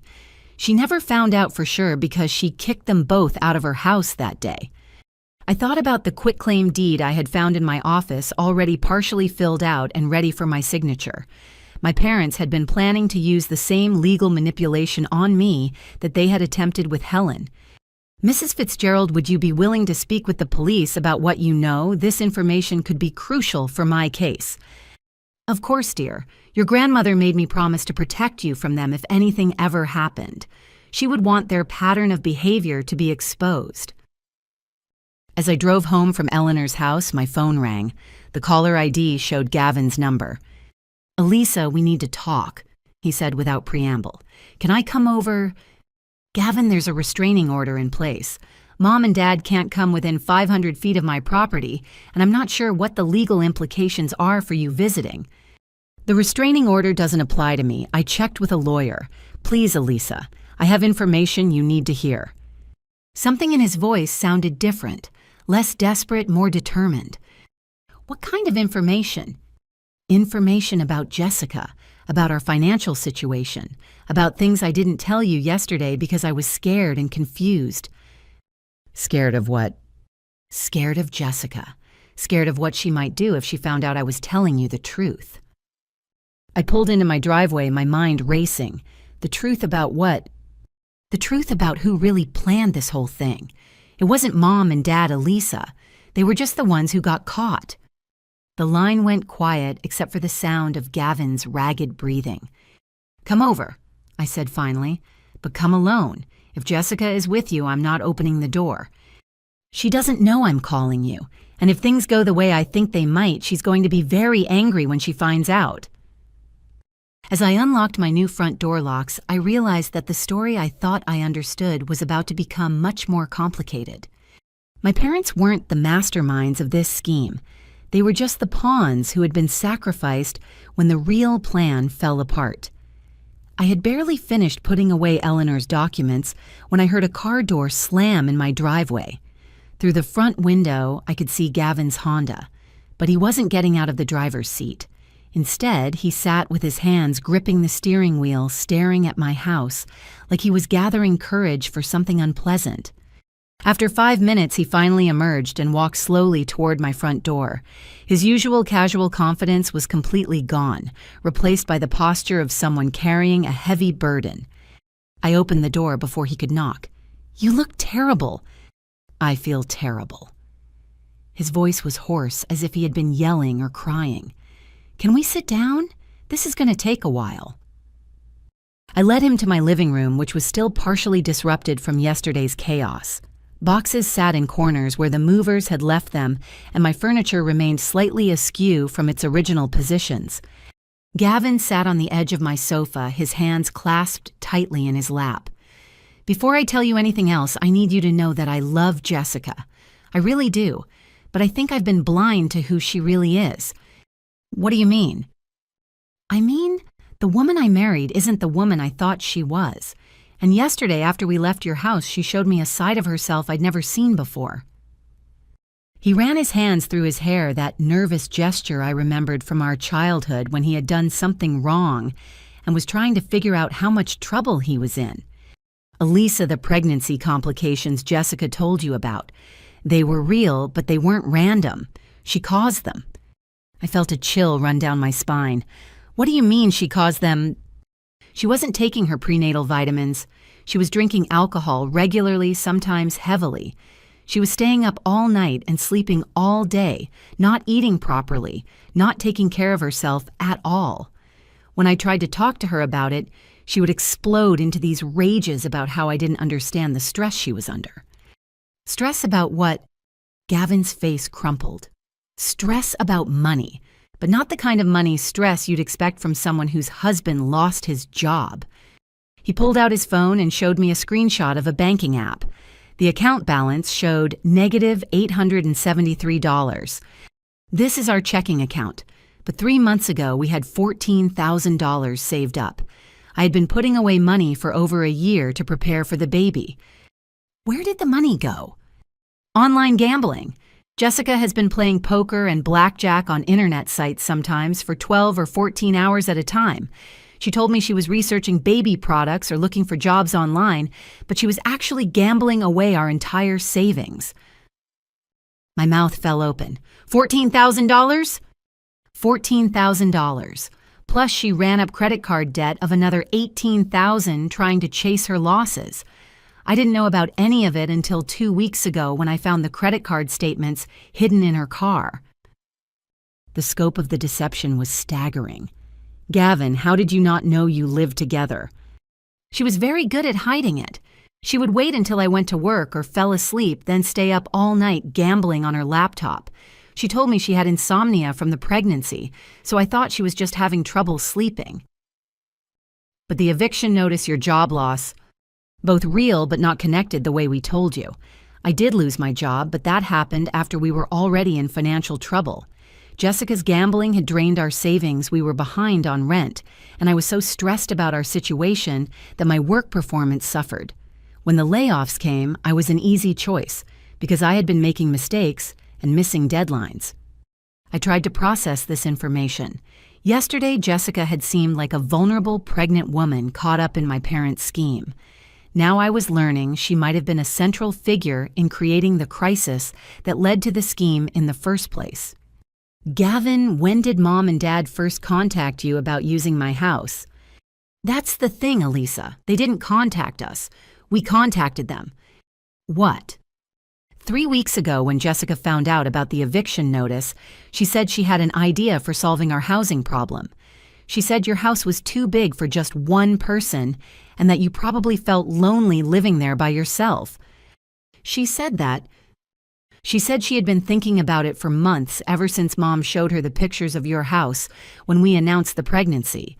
She convinced me that asking to move in temporarily would actually be doing you a favor because you'd have family around. I felt sick. Jessica convinced you to ask for my house. Not exactly. She convinced me to ask Mom to ask you about letting us stay there temporarily. She said it would be better coming from Mom because you and I don't talk very often anyway. And what did Mom say when you asked her? Gavin's expression grew pained. She said she would handle everything. She seemed excited about the idea, actually. She started talking about how it would be good for the family to be closer together and how you needed to learn to be more generous with the blessings you'd been given. The manipulation was becoming clearer. Jessica had identified my house as a solution to her gambling debts, but she had used my parents' existing resentments about my independence to make them feel like they were justified in taking it. Did Jessica ever suggest specific strategies for convincing me to agree? Gavin looked uncomfortable. She said you were very attached to material possessions and might not understand the importance of family.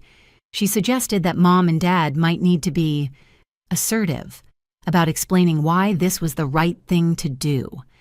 Assertive how? She said sometimes people need help seeing past their own selfishness to do what's right. She said Mom and Dad knew you better than anyone and would know how to convince you. I was beginning to see how Jessica had manipulated everyone in this situation. She had created the financial crisis through her gambling addiction, then orchestrated a solution that would solve her problems at the expense of mine. Gavin, you said yesterday that Jessica seemed surprised and upset about the arrests. Was that genuine? He shook his head slowly. I don't think so. After we got home yesterday, she seemed more angry than upset. She kept saying that you were selfish and that this proved you didn't care about family. Even after learning that Mom and Dad had committed crimes, she said they wouldn't have needed to be so creative if you had just been reasonable about helping family in crisis. She made it sound like their arrest was your fault for being stubborn. And what do you think now? Gavin was quiet for a long moment, staring at his hands. I think I've been married to someone I don't really know, and I think she's been using me to manipulate our entire family. What happened to make you realize this? This morning, Jessica got a phone call. She thought I was in the shower, but I could hear her from the bedroom. She was talking to someone about Plan B and how she might need to apply more pressure to make sure you cooperated. Plan B. I don't know exactly what she meant, but she mentioned something about making sure you understood the consequences of tearing apart a family over pride. She also said something about using the pregnancy to generate sympathy from other family members. The calculated nature of Jessica's manipulation was breathtaking. She wasn't just gambling away their money. She was orchestrating an elaborate scheme to steal mine. Did she know you were listening?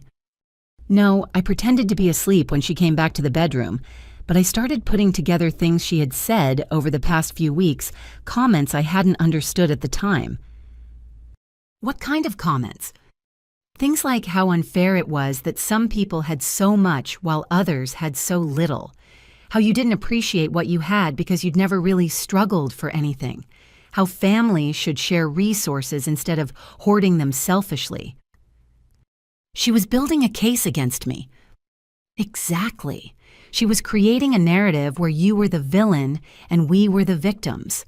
She made it seem so reasonable, so justified.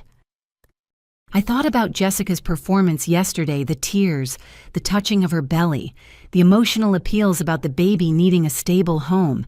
It had all been carefully calculated manipulation. Gavin, I have to ask you something, and I need you to be completely honest. Did Jessica ever suggest that Mom and Dad should take action without asking me first? His face went pale. Last week, she said something about how sometimes people need to be presented with a fait accompli to overcome their initial resistance to change. A fait accompli. She said if you came home to find us already moved in and settled, you might realize it wasn't such a bad arrangement. She said confronting people with reality was sometimes kinder than letting them agonize over decisions. She told our parents to steal my house. She didn't use those words, but yes, I think that's exactly what she did. We sat in silence for several minutes while I processed this information. Jessica hadn't just been a beneficiary of my parents' crimes, she had been the architect of the entire scheme. Gavin, what are you going to do with this information? I don't know. Part of me wants to protect Jessica because she's pregnant with my child, but another part of me is horrified by what she's done to our family. What about the gambling? Is she getting help for that? She refuses to admit she has a problem. She says it was just bad luck and that she would have won the money back if she'd had more time. That's classic addiction thinking. I know, I've been reading about gambling addiction online, and everything I'm learning matches her behavior perfectly. The lying, the manipulation, the blaming everyone else for the consequences of her choices. My phone buzzed with a text message. When I looked at the screen, I saw it was from an unknown number. This is Jessica. I know Gavin is at your house. We need to talk. I'm coming over. I showed the message to Gavin, who immediately looked panicked. She must have followed me. Or maybe she put tracking software on my phone. He grabbed his keys. I need to leave before she gets here. No, stay. I think it's time Jessica and I had an honest conversation. Elisa, you don't understand. When Jessica doesn't get what she wants, she can become unpredictable. Unpredictable how violent. She's thrown things, broken dishes, punched holes in walls. She's never hurt me directly, but she has a temper that can be really scary. Before I could respond, I heard a car door slam outside. Through the window, I could see Jessica walking toward my front door with determined, angry strides. Her earlier vulnerable demeanor was completely gone, replaced by something cold and calculating. As she reached my door, I realized I was about to meet the real Jessica for the first time. Jessica didn't bother knocking. She tried the front door handle first, and when she found it locked, she began pounding on the door with her fists. "Open this door, Elisa. I know Gavin is in there." I looked at Gavin, who had gone completely pale. "Does she have keys to my house?" "No, but she's been asking me to get copies made. She said it would be convenient for when we moved in." The pounding continued, accompanied by Jessica's increasingly agitated voice. "You can't hide from me forever. We need to discuss this situation like adults. I'm calling the police. I said, reaching for my phone. Wait, Gavin grabbed my arm. Let me try to calm her down first. If the police arrest her too, what happens to the baby? That's not my responsibility, Gavin. She's threatening me on my own property. Through the window, I could see Jessica had moved from the front door to my living room window. She was cupping her hands against the glass, trying to see inside. I can see you both in there, she shouted. Stop being cowards and open the door. I had heard enough. I dialed 911 while Gavin pleaded with me to give him a chance to de-escalate the situation. 911, what's your emergency? I have someone threatening me on my property, trying to force entry into my home. I need police assistance immediately. Are you in immediate physical danger? I'm locked inside my house, but the person outside is becoming increasingly agitated and aggressive. What's your address? I provided my information while Jessica continued her assault on my windows and doors. She had moved to the back patio and was trying the sliding glass door that led to my kitchen. Officers are en route. Please stay inside and avoid confrontation until they arrive. Elisa, please hang up the phone, Gavin begged. She's pregnant. Stress like this could hurt the baby. Then tell your wife to stop behaving like a criminal and leave my property. Jessica must have heard my voice through the window because she suddenly appeared back at the front door this time with her phone in her hand. Fine, she screamed. If you want to play hardball, we can play hardball. I'm calling every family member we have and telling them exactly what kind of person you really are. Within minutes, my phone started ringing with calls from extended family members. I didn't answer, but I could see the notifications piling up: Aunt Margaret, Cousin Dave, Uncle Tom, even my great-aunt Helen's sister Rose, who I hadn't spoken to in years. Jessica had activated the family gossip network as a weapon against me. She's telling them her side of the story first, Gavin said miserably. She's making you look like the villain who destroyed the family over greed. 2 police cars arrived within 10 minutes. Through my window, I watched Officer Martinez approach Jessica, who immediately switched from aggressive to vulnerable, placing her hand on her pregnant belly and affecting a trembling voice. I couldn't hear the conversation, but I could see Jessica gesturing toward my house while talking rapidly to the officers.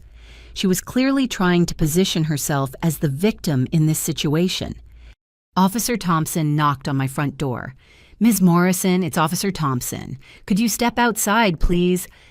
I opened the door to find Jessica standing next to the police cars, tears streaming down her face in what appeared to be a perfectly timed emotional display.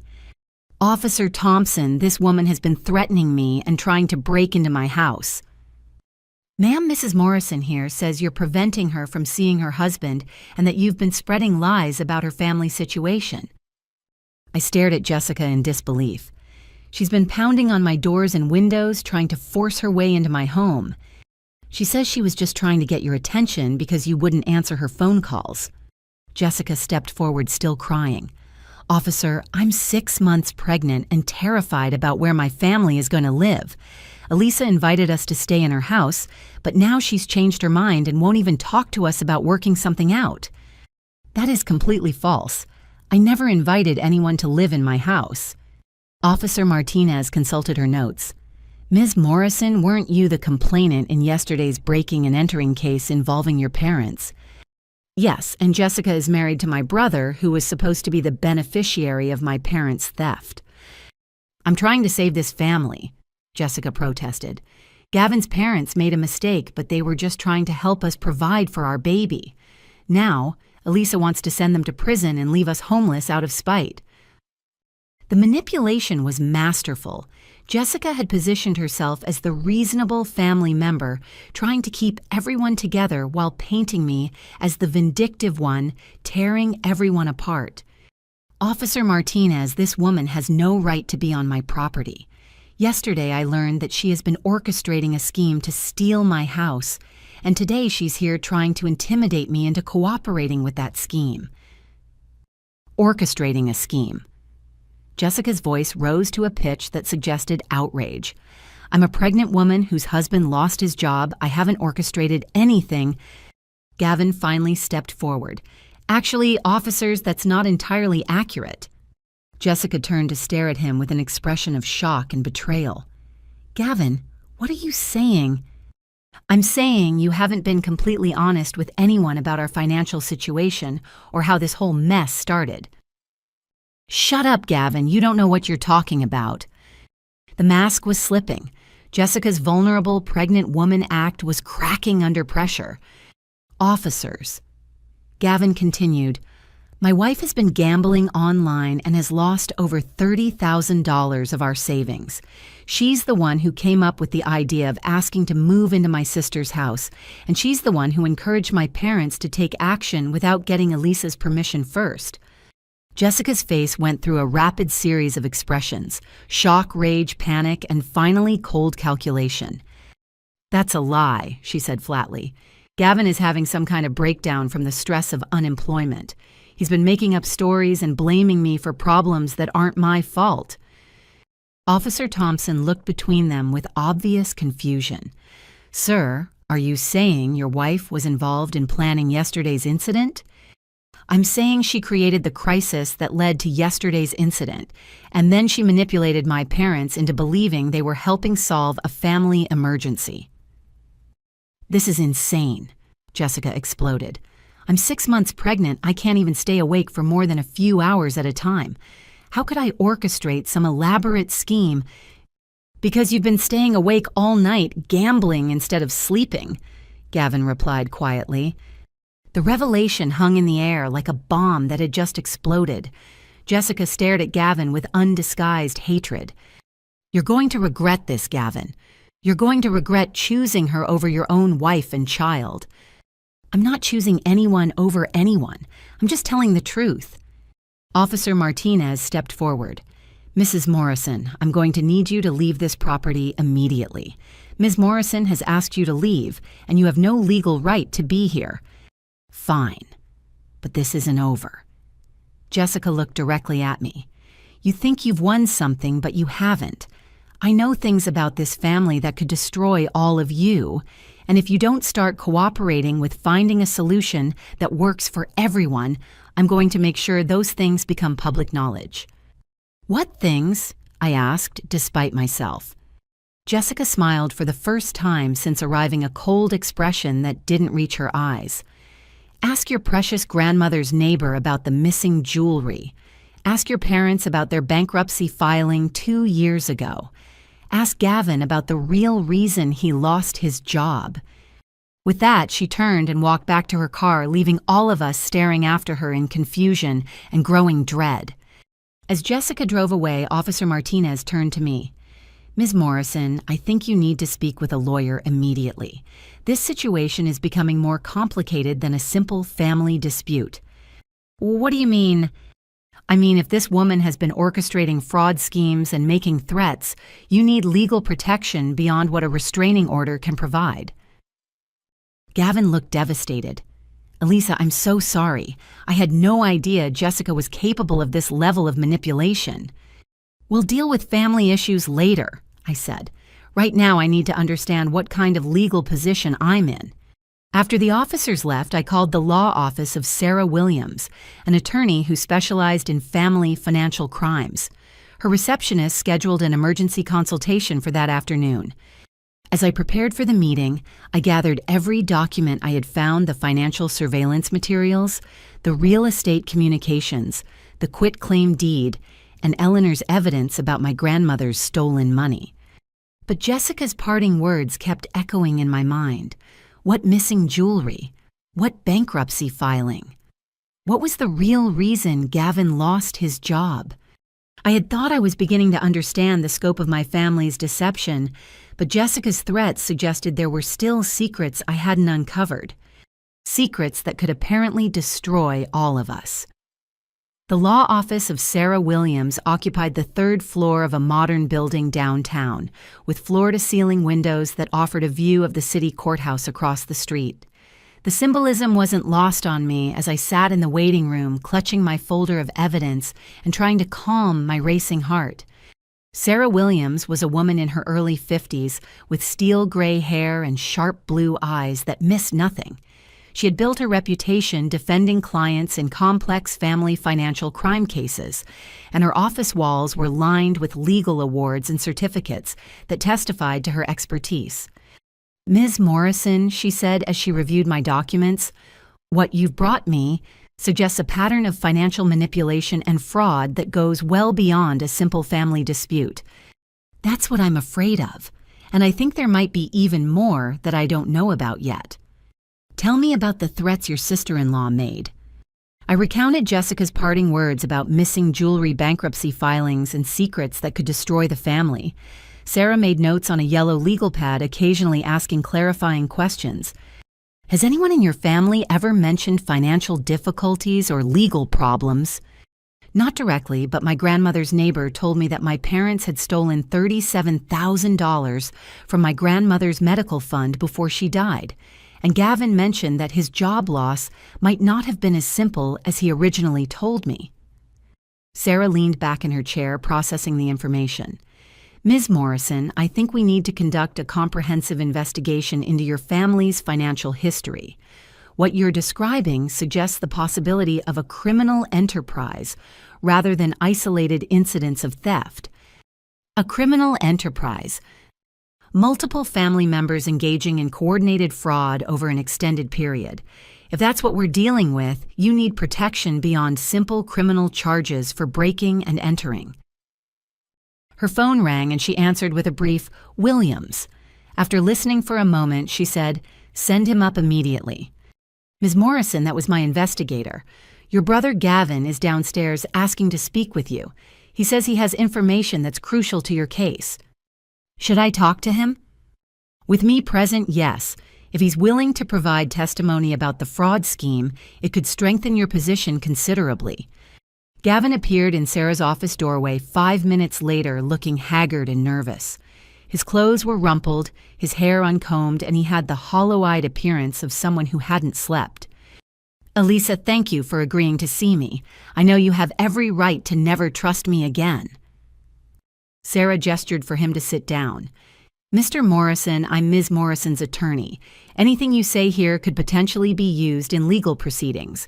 Do you understand that?" "Yes, and I want everything I'm about to tell you to be used if it helps protect Elisa from Jessica."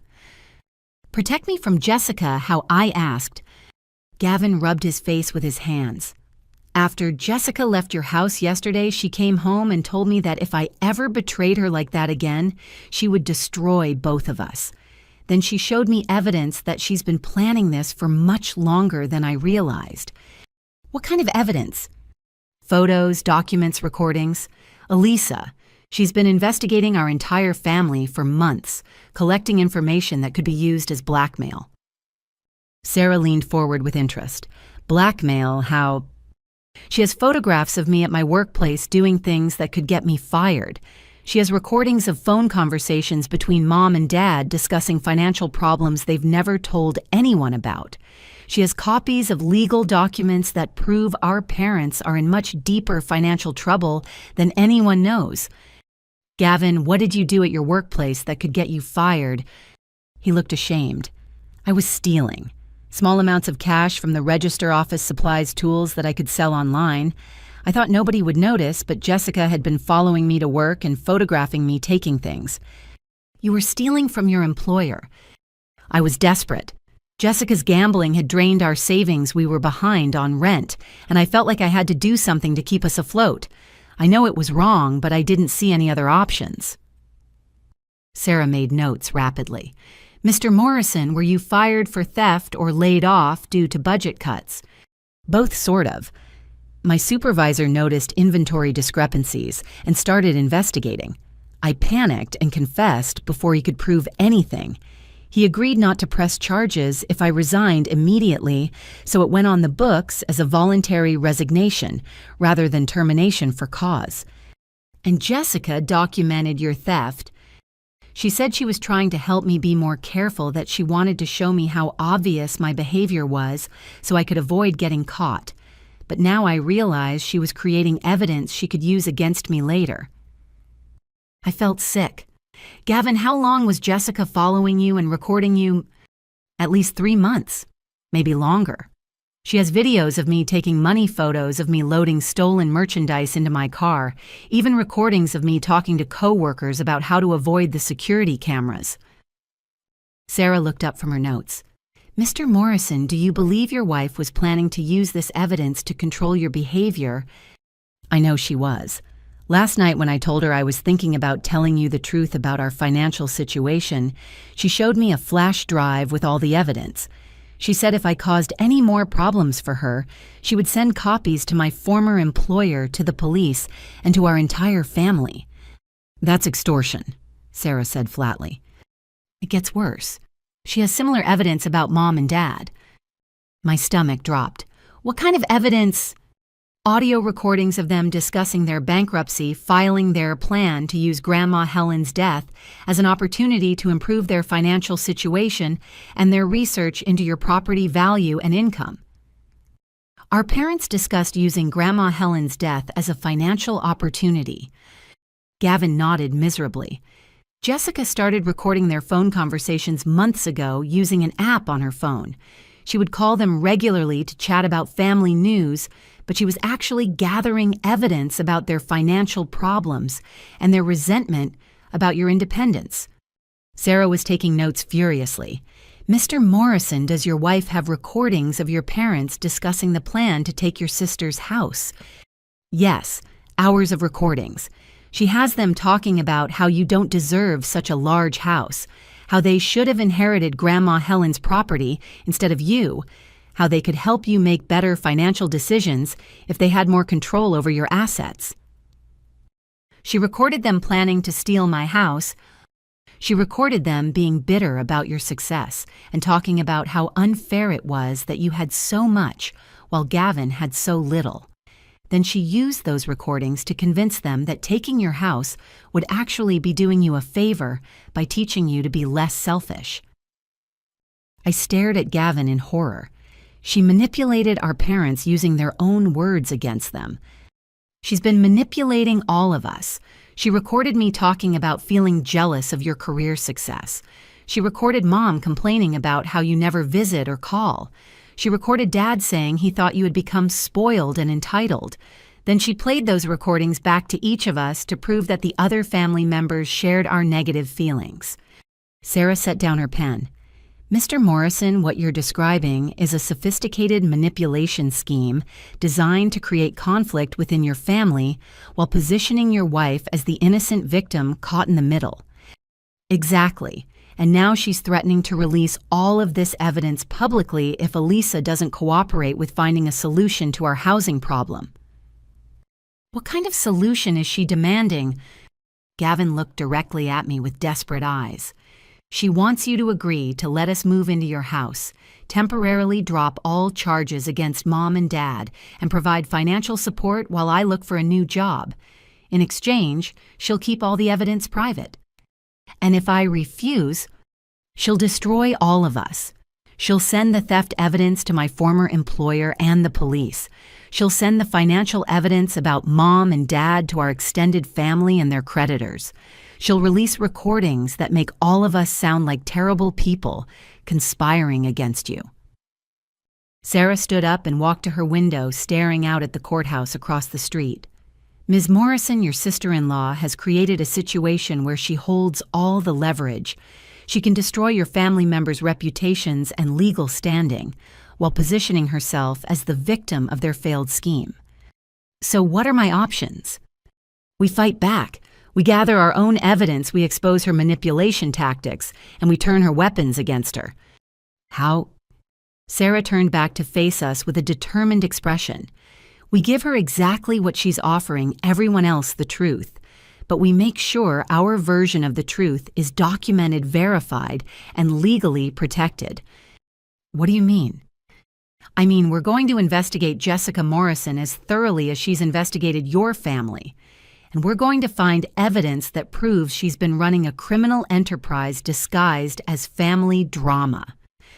For the first time in days, I felt a spark of hope.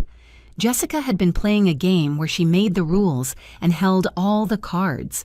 But now I had a lawyer who understood how to change the rules entirely. The game was far from over. I left Sarah Williams' office feeling simultaneously overwhelmed and oddly empowered. Having a legal advocate who understood the complexity of what I was facing made an enormous difference, but the scope of Jessica's manipulation was still hard to comprehend. As I drove home through my familiar neighborhood, I found myself looking at everything differently, wondering how many other secrets were hiding behind the suburban facades. My phone had been buzzing constantly with calls and messages from family members who had apparently received Jessica's version of events. I had been ignoring them, but I knew I would eventually have to address the rumors she was spreading. The challenge was figuring out how to tell my side of the story without revealing the legal strategies Sarah and I were developing. As I turned onto Maple Street, I was surprised to see my neighbor, Tom Chen, standing in his front yard, clearly waiting for me. Tom was a retired police detective in his 60s who had lived across the street for 15 years. We had always maintained a friendly but distant relationship, exchanging waves and brief conversations about weather and neighborhood news. I pulled into my driveway and walked across the street to where Tom was waiting. "Elisa, I hope you don't mind me approaching you like this, but I wanted you to know that several of us neighbors have been talking about what happened yesterday." My heart sank. I can imagine what people are saying. Actually, what people are saying might surprise you. We're concerned about the way your parents and that young woman have been behaving around here for months. Months. Tom nodded gravely. Your parents have been making regular visits to your house even when you weren't home. At first, we assumed they were helping with maintenance or checking on things while you traveled, but their behavior started seeming, systematic. Systematic how? They would arrive with notebooks and cameras. They would spend hours inside sometimes with other people we didn't recognize. Last month, your mother brought a man in a suit who spent a long time measuring your yard and taking photos of your house from different angles. I felt a chill. Did you recognize the man? No, but he had the look of someone in real estate or construction. Professional, you know. He spent a lot of time on his phone while your mother pointed out different features of your property.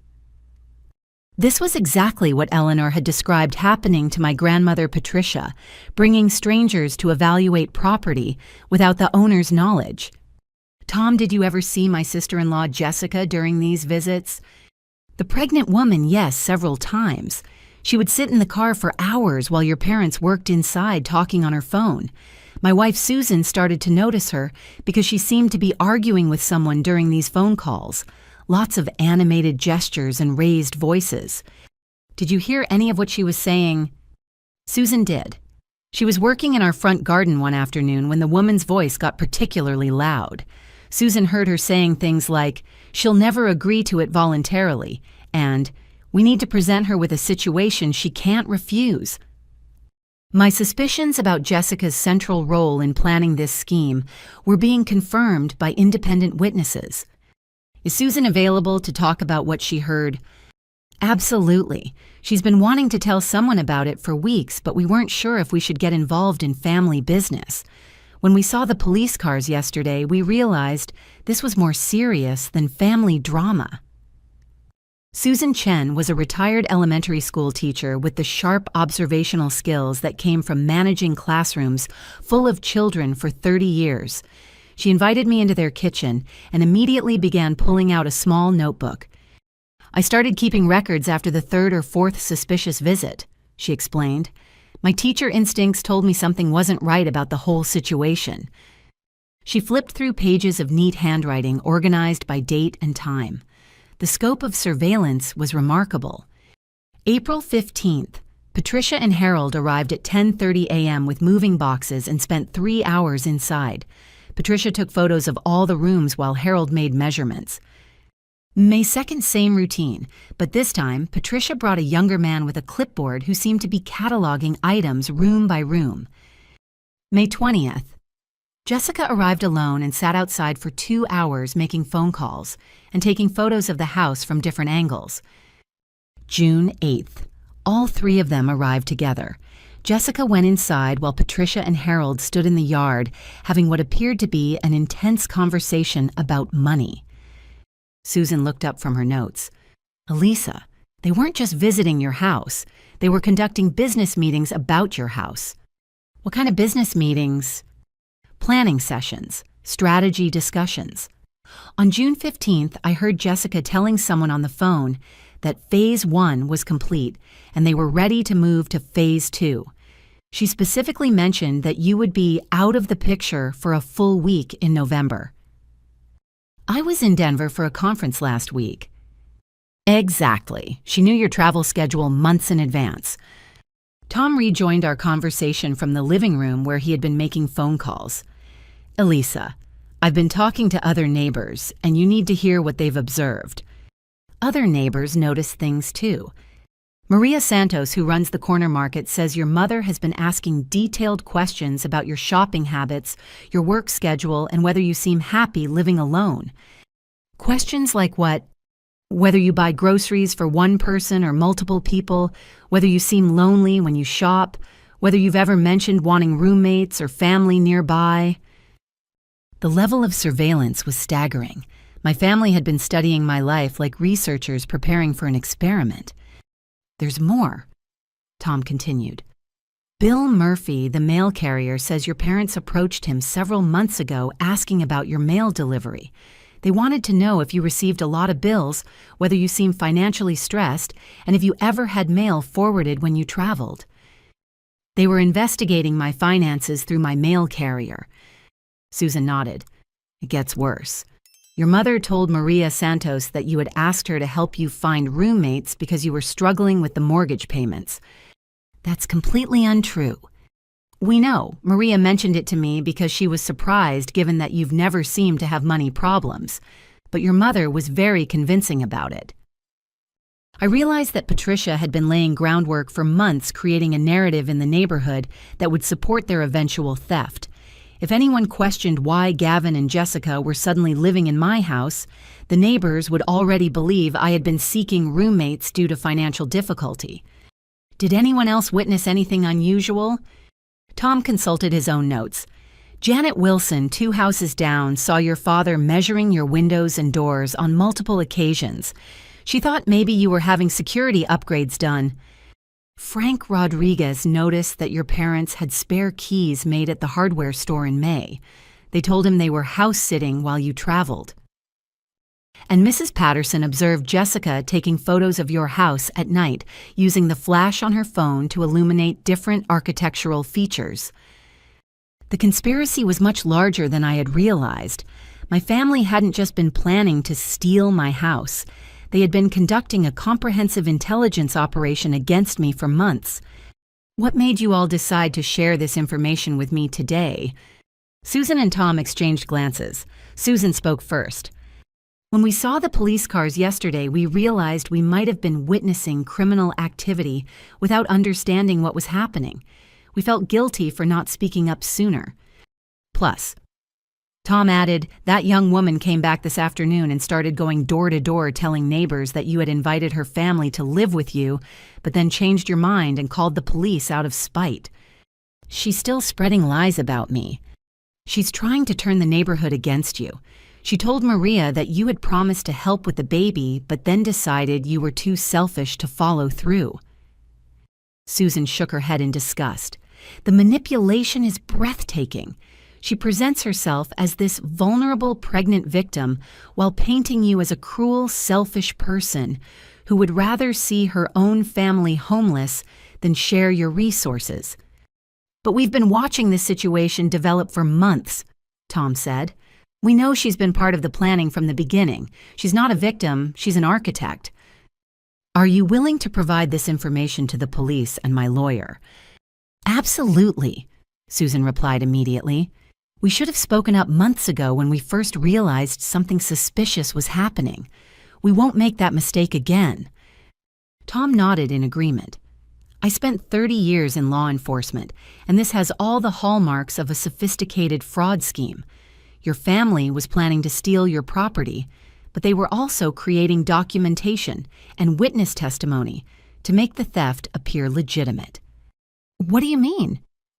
They were establishing a pattern of evidence that would support their story if anyone questioned their actions.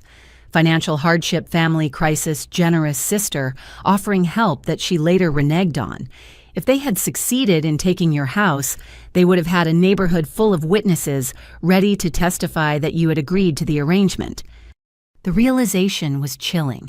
My family hadn't just been stealing my house, they had been framing me as a willing participant in my own victimization.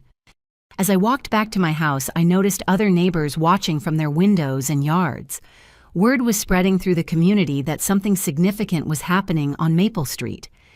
My phone rang as I reached my front door. The caller ID showed Eleanor Fitzgerald's number. "Elisa, dear, I've been hearing the most disturbing rumors from other neighbors about what happened yesterday. Are you all right?" "I'm okay, Mrs. Fitzgerald, but I think there's a lot more to this story than even we realized yesterday." "I'm sure there is.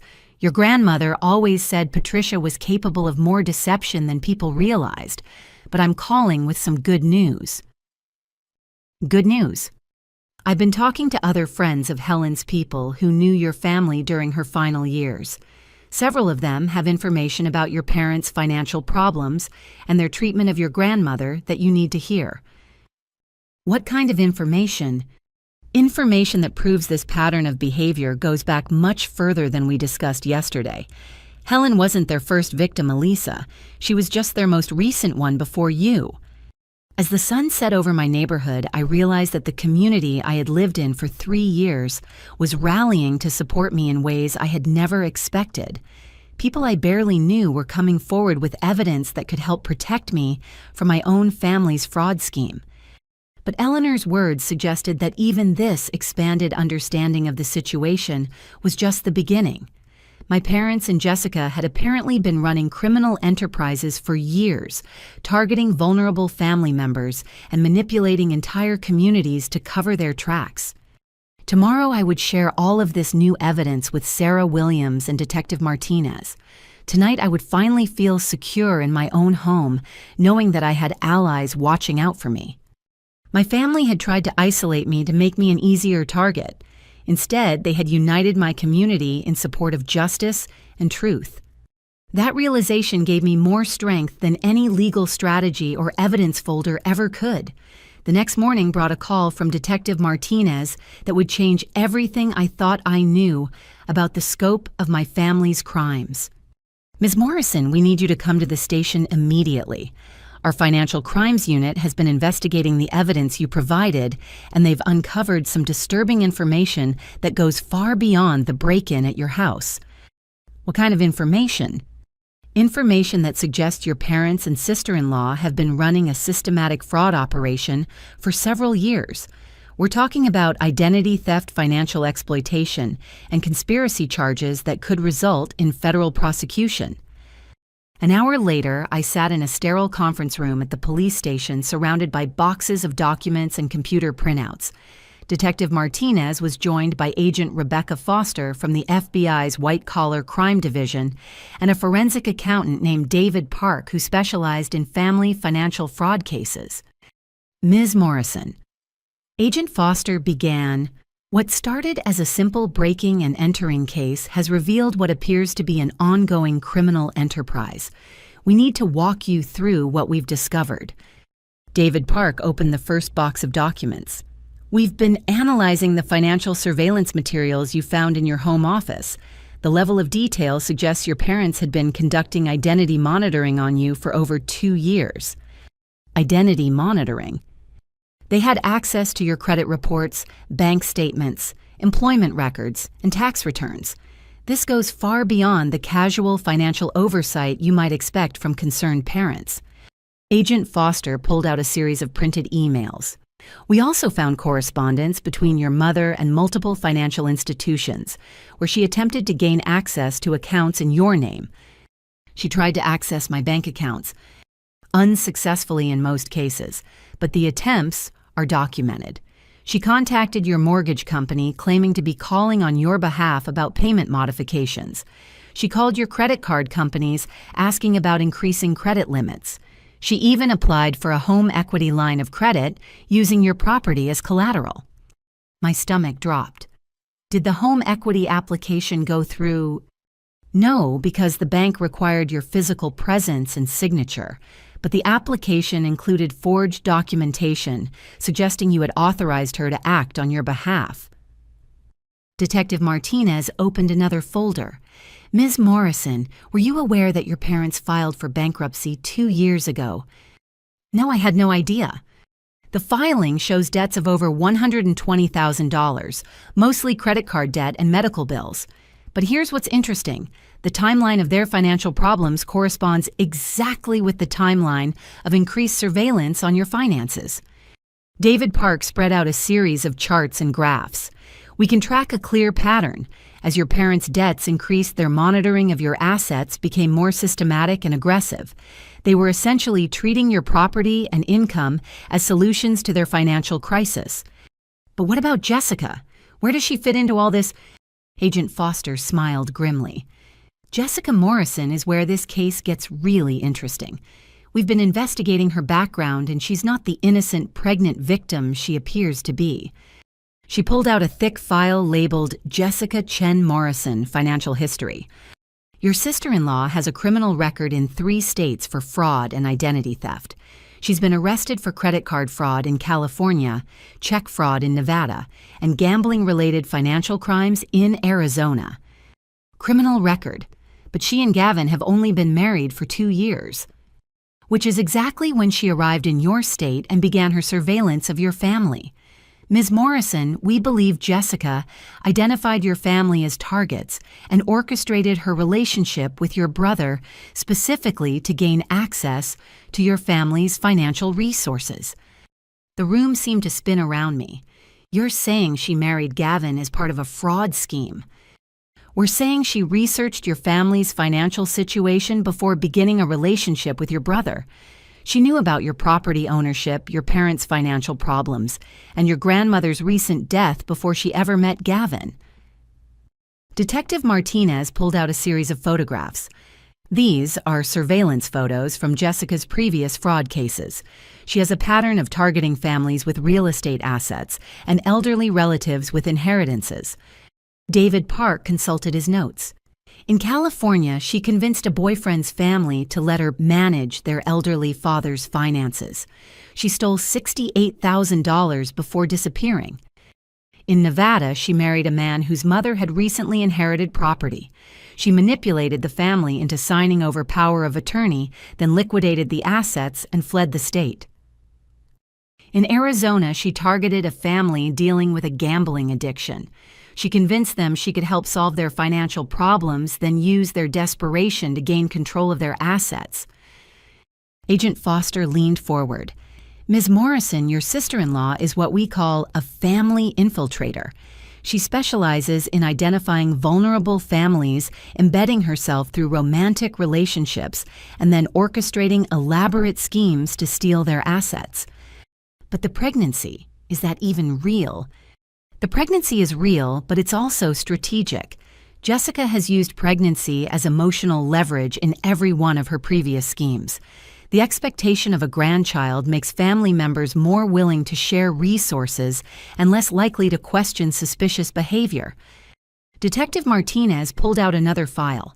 We've also discovered that Jessica has been in contact with known gambling creditors who have histories of using violence to collect debts. The financial pressure you've been hearing about isn't just from legitimate gambling losses. What do you mean? We mean Jessica borrowed money from loan sharks to finance her gambling, and those debts come with physical threats if not repaid. The urgency around stealing your house wasn't just about housing, it was about keeping Jessica alive. Agent Foster nodded grimly. These creditors don't negotiate payment plans. They expect immediate repayment, usually through liquidation of assets like real estate. Your house would have been sold immediately after the deed transfer, with the proceeds going directly to Jessica's gambling debts. The scope of the deception was overwhelming. So my entire family was manipulated into committing crimes to solve Jessica's gambling debt crisis. Exactly. She identified your parents' financial vulnerabilities and your property as the perfect solution to her problem. Then she orchestrated a scheme that would destroy your family while saving her life. David Park pulled out a timeline chart. We can track Jessica's activities month by month. She began researching your family 6 months before she even met Gavin. She studied your parents' bankruptcy, filing your property records, your grandmother's obituary, and your employment history. She researched my grandmother's obituary. Estate records are public information. Jessica would have known about your inheritance, your property value, and your family dynamics before ever approaching your brother. Detective Martinez leaned back in her chair. Ms. Morrison, what we're dealing with here isn't a family dispute that got out of hand. This is a sophisticated criminal enterprise run by a professional fraud artist who specializes in destroying families. What happens now? Agent Foster consulted her notes. We're preparing federal charges against Jessica Morrison for identity theft conspiracy to commit fraud and racketeering. The charges against your parents will likely be reduced to cooperation agreements if they're willing to testify against Jessica. Cooperation agreements. Your parents were victims of Jessica's manipulation just like you were. The evidence suggests they genuinely believed they were helping solve a family crisis, not participating in a fraud scheme. But they still broke into my house and tried to steal my belongings. Yes, and they'll face consequences for that. But the federal charges will focus on Jessica as the mastermind of the criminal enterprise. Detective Martinez pulled out one final document. Ms. Morrison, there's something else you need to know. Jessica's gambling creditors have been conducting their own surveillance of your property. We have evidence that your house was being watched by people connected to organized crime. My blood ran cold. Organized crime. The loan sharks Jessica borrowed from have connections to larger criminal organizations. They've been monitoring your house as collateral for Jessica's debts, even though you obviously had no knowledge of owing them anything. Agent Foster nodded. Which means your safety could be at risk until this situation is resolved. We're recommending protection protocols until Jessica and her associates are in custody. What kind of protection protocols? Enhanced security at your home, regular police patrols of your neighborhood, and immediate notification if any suspicious individuals are observed near your property. As I left the police station that afternoon, my head was spinning with the realization that what I had thought was a family betrayal was actually an elaborate criminal conspiracy orchestrated by a professional fraud artist. My parents hadn't just been greedy or manipulative. They had been victims of a scheme designed to destroy our family from the inside out. But more frightening than anything was the knowledge that dangerous people had been watching my house, viewing my property as collateral for debts I never knew existed. The game Jessica had been playing was much more dangerous than I had realized, and it was far from over. 3 days after my meeting with the FBI, the dangerous reality of Jessica's gambling debts came crashing into my life in a way I never could have imagined. I was working from home, catching up on graphic design projects that had been neglected during the chaos of the past week, when my doorbell rang at 2 p.m. Through the peephole, I could see 2 men in expensive suits standing on my front porch. Neither of them looked familiar, and something about their posture made me immediately uncomfortable. I didn't open the door. Ms. Morrison. The older man's voice was polite but carried an undertone of authority that made my skin crawl. We'd like to speak with you about Jessica Morrison. We understand she's family. I don't know anyone by that name. I called through the door, following the safety protocols Agent Foster had outlined. Ma'am, we know that's not accurate. We have documentation showing Jessica Morrison is married to your brother Gavin Morrison. We also have records indicating this property has been designated as collateral for outstanding debts. My blood turned to ice. This property is not collateral for anyone's debts. You have incorrect information. Perhaps we could discuss this inside.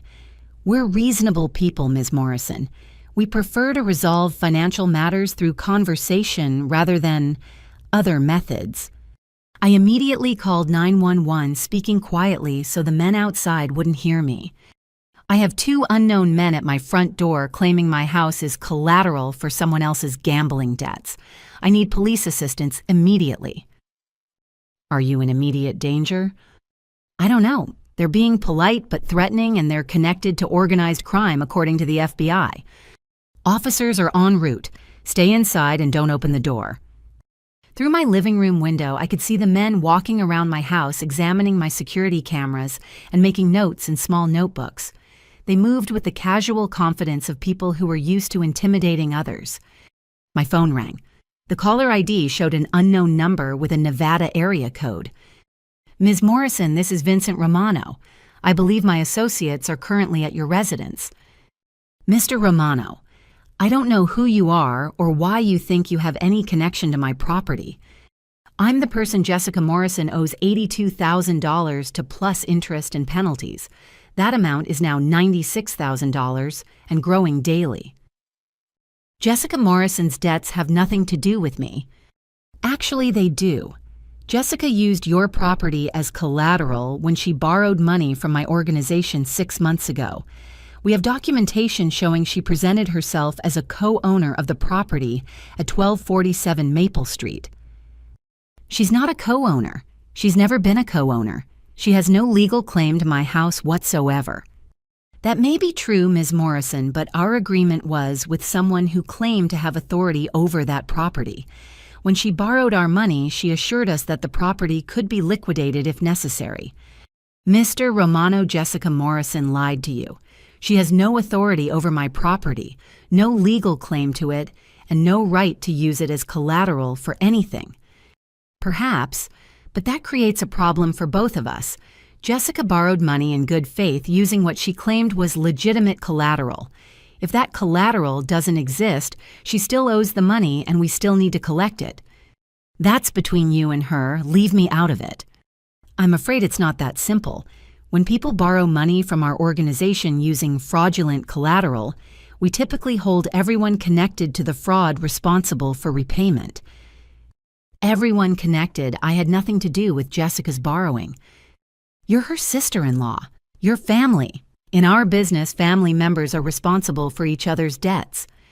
The threat was clear, even though Romano was being careful not to make explicit statements that could be recorded and used as evidence. Police cars were pulling into my driveway. Through the window, I could see Romano's associates calmly walking back to a black sedan parked across the street. Mr. Romano, the police are here. Your people need to leave my property immediately. Of course. We're law-abiding citizens, Ms. Morrison. But this conversation isn't over. Jessica owes us money, and one way or another, that money will be repaid. The line went dead as Officer Thompson approached my front door. Ms. Morrison, are you all right? I'm okay, but I think I just received threats from organized crime figures connected to my sister-in-law's gambling debts. The men who were here, they're across the street in a black sedan. They claim my house is collateral for Jessica's gambling debts and that family members are responsible for repaying those debts.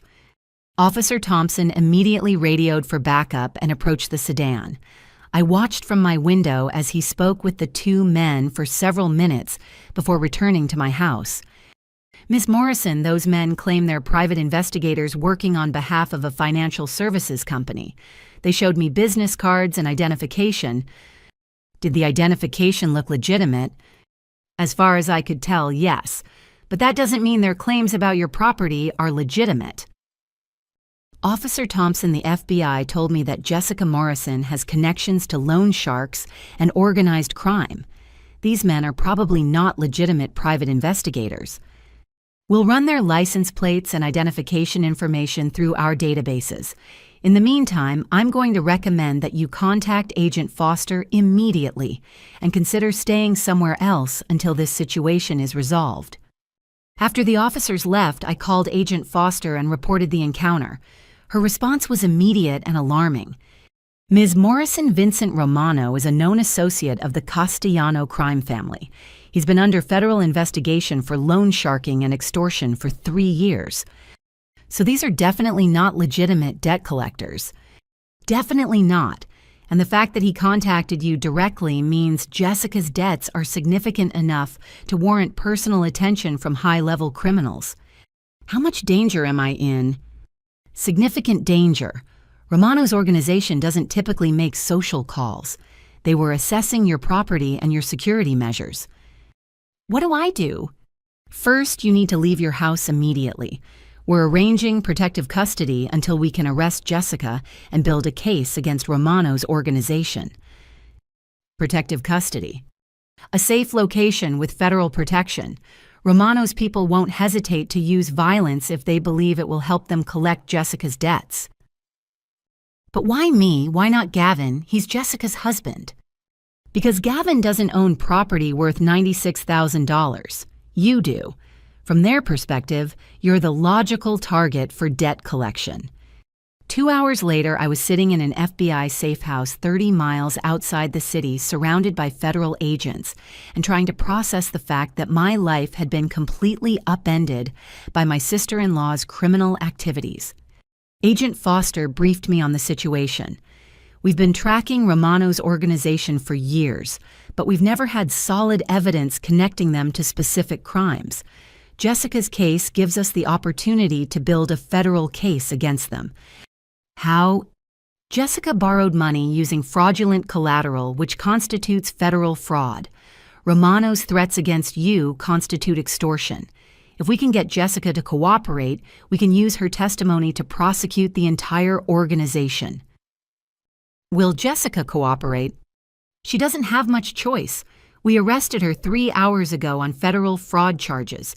She's looking at 15 to 20 years in prison unless she provides testimony against Romano. What about Gavin? Is he safe? We have Gavin in protective custody as well. Romano's people approached him at his workplace this morning with similar threats. How did this happen? How did Jessica get involved with these people? Agent Foster consulted her notes. Jessica met Romano 6 months ago at an illegal gambling establishment in Nevada. She lost $30,000 in a single night and convinced Romano to loan her money to continue gambling. She borrowed money to chase gambling losses. Classic gambling addiction behavior. She convinced herself she could win back her losses if she just had more money to bet with. And she used my house as collateral without my knowledge. She presented Romano with photographs of your property, copies of your property deed, and false documentation, suggesting she had legal authority to use the property as collateral.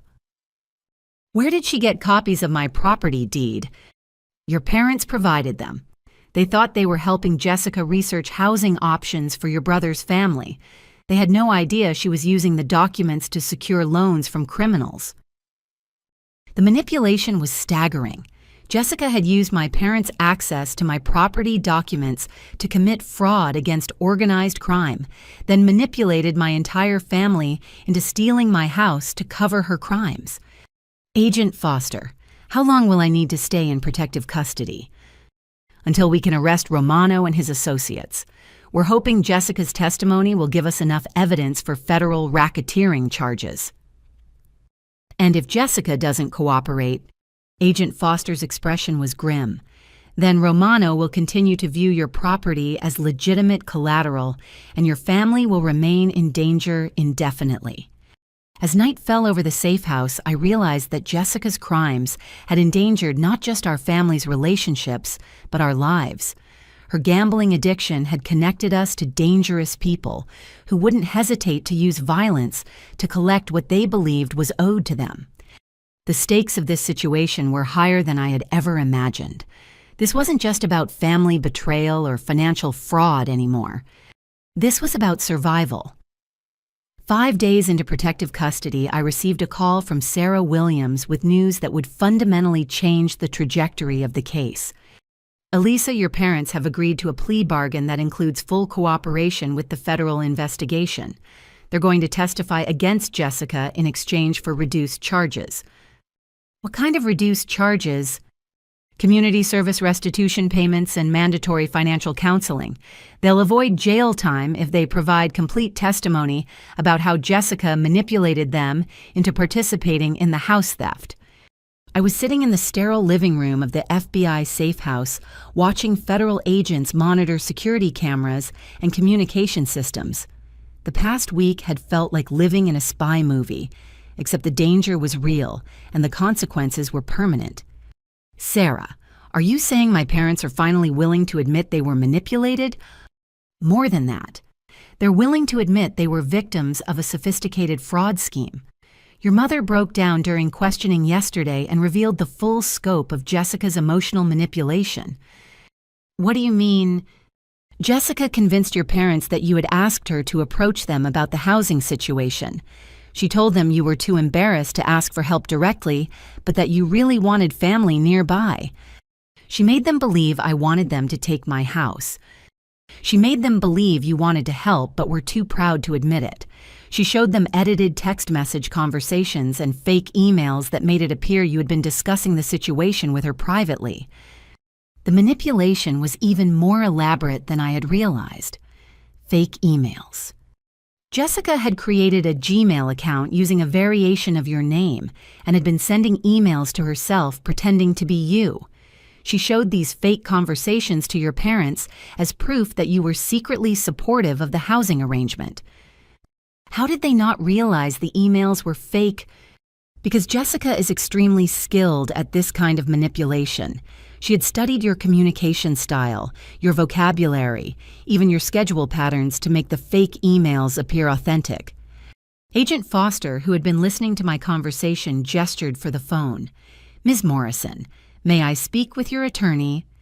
After a brief conversation, Agent Foster returned the phone to me. Elisa, your parents' testimony is crucial for our case against Jessica and Romano's organization, but they want to speak with you personally before agreeing to testify. They want to speak with me. They want to apologize and explain how they were manipulated. They also have information about Jessica's activities that could help us locate additional evidence. What kind of information? Sarah's voice came back through the phone. Information about Jessica's other victims. Your parents believe Jessica has been running similar schemes against other families. Other families? Families with property assets and vulnerable elderly relatives. Your parents think Jessica has been targeting multiple families simultaneously using the same manipulation tactics. Agent Foster nodded. If that's true, we could have a much larger case than we initially realized. Jessica might be responsible for defrauding dozens of families over several years. So you want me to speak with my parents? We want you to consider it. Their information could help us protect other potential victims and build a stronger case against Jessica's entire operation. 2 hours later, I found myself in a secure conference room at the FBI field office sitting across from my parents for the first time since watching them get arrested in my living room. Patricia looked like she had aged 10 years in the past week. Her usually perfect silver hair was unkempt, her clothes wrinkled, and her eyes red-rimmed from crying. Harold appeared equally devastated. His normally authoritative posture was gone, replaced by the slumped shoulders of someone carrying unbearable guilt. Elisa. Patricia began, her voice barely above a whisper. We owe you an apology that we can never adequately express. Mom, I know Jessica manipulated you. Agent Foster explained some of what happened. No, you don't understand the full scope of it. Harold's voice was hoarse. We didn't just fall for her lies. We actively participated in violating your privacy and planning to steal your property because we wanted to believe her version of events. What do you mean? Patricia pulled out a tissue and wiped her eyes. We wanted to believe that you secretly wanted to help Gavin, but were too proud to admit it. We wanted to believe that taking your house was actually doing you a favor by teaching you to be more generous. Jessica told us things about you that we wanted to hear because they confirmed our existing resentments. Harold continued. She said you were lonely living in such a big house by yourself. She said you felt guilty about having so much when Gavin was struggling. But those things weren't true. We know that now. But at the time, Jessica was so convincing. She had evidence. She had documentation. She had recordings of conversations that seemed to prove her claims. Agent Foster leaned forward. Mr. and Mrs. Morrison, can you tell us about these recordings? Patricia nodded. Jessica played us audio recordings that she claimed were conversations between her and Elisa. In the recordings, Elisa was supposedly expressing concern about Gavin's financial situation and asking Jessica to help figure out a solution. But the voice in the recordings wasn't actually Elisa's. We thought it was at the time. Jessica is very good at voice manipulation technology. She had recorded conversations from Elisa's social media videos and used software to create fake audio clips. Harold pulled out his phone. We still have some of the fake evidence Jessica showed us. Text message screenshots, email printouts, even fake bank statements showing Elisa's supposed financial difficulties. Agent Foster examined Harold's phone with interest. This is sophisticated digital fraud. Jessica used multiple forms of fabricated evidence to support her manipulation. The worst part, Patricia said quietly, is that we wanted to believe it. Jessica's lies confirmed our suspicions that Elisa was selfish and needed to learn to be more generous with family. Those weren't suspicions, I said. Those were resentments you already had about my independence. Harold nodded miserably. You're right. We resented your success, your independence, your ability to buy a house and build a career without needing our help. Jessica just gave us permission to act on those resentments. She made us feel like we were being good parents by forcing you to help your brother, Patricia added. She convinced us that tough love was necessary to teach you about family obligations. Agent Foster was taking detailed notes. Mr. and Mrs. Morrison, did Jessica ever mention other families she was helping in similar situations? Patricia and Harold exchanged glances. Yes, actually, Patricia said. She mentioned several other families who had successfully resolved housing crises through generous relatives. She specifically talked about a family in Colorado where an elderly grandmother had convinced her granddaughter to share her inheritance with struggling siblings, Harold recalled. And a family in Oregon where parents had helped their son's family move into his sister's house after financial difficulties, Patricia added. Agent Foster looked up sharply. Did she provide details about these other families? She said she had learned about conflict resolution strategies from these success stories, Harold replied. She made it sound like forcing family members to share resources was a common and effective approach. What Jessica was describing sounds like patterns of fraud similar to your situation, Agent Foster said. She may have been telling you about her other victims while presenting them as success stories. I felt sick. You're saying Jessica has been destroying other families the same way she destroyed ours. That's exactly what we're saying, and your parents' testimony could help us identify and contact those other victims. Patricia leaned forward earnestly. Elisa, we know we can never undo what we did to you, but if our testimony can help prevent Jessica from victimizing other families, maybe we can accomplish something positive from this nightmare. What exactly would your testimony involve?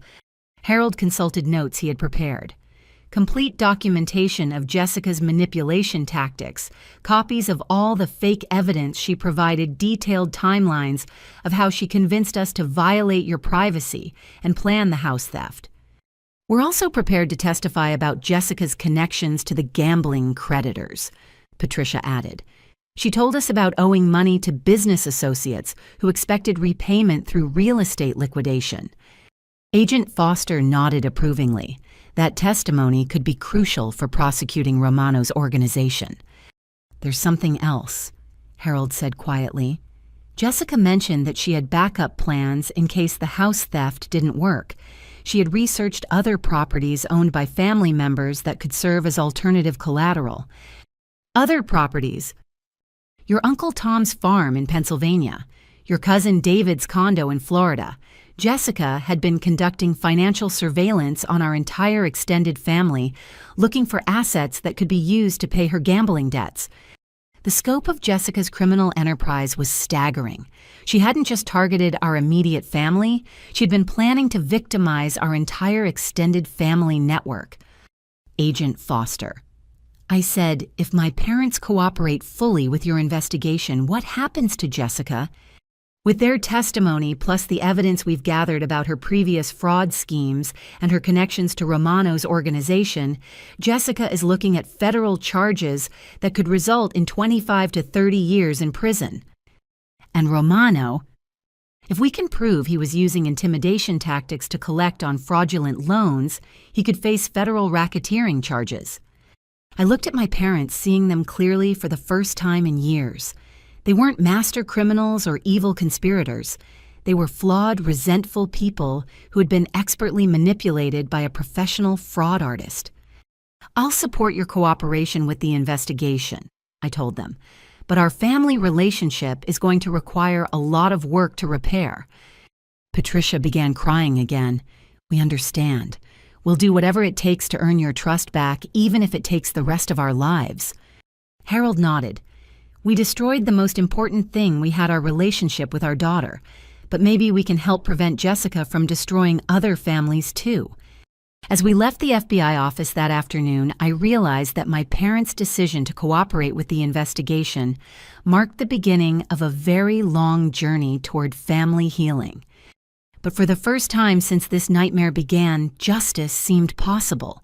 The breakthrough in the federal investigation came exactly 1 week later, when Jessica's gambling addiction finally led to her complete downfall.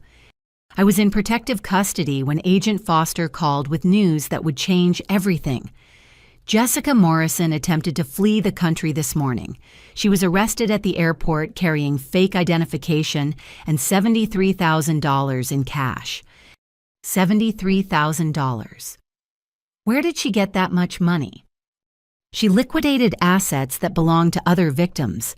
We've traced the money to at least 6 different families across 4 states. Jessica has been running multiple fraud schemes simultaneously. The scope of her criminal enterprise was far beyond what anyone had imagined. Agent Foster arranged for me to meet with Gavin, who'd been cooperating with investigators since his own arrest 3 days earlier. Gavin looked like a completely different person than the desperate man who had pleaded for my help just 2 weeks ago. The weight of understanding Jessica's true nature had transformed him from an enabler into someone determined to help expose the full scope of her crimes. "Elisa, I need you to know that I've been lying to you about my relationship with Jessica from the very beginning." We sat in the same FBI conference room where I had reconciled with our parents, but this conversation felt different. Gavin's honesty was cutting through years of deception and manipulation. "What do you mean?" I knew Jessica had financial problems before we got married. I knew she had been involved in questionable activities in other states. I married her anyway because I was lonely and convinced myself that love could change her.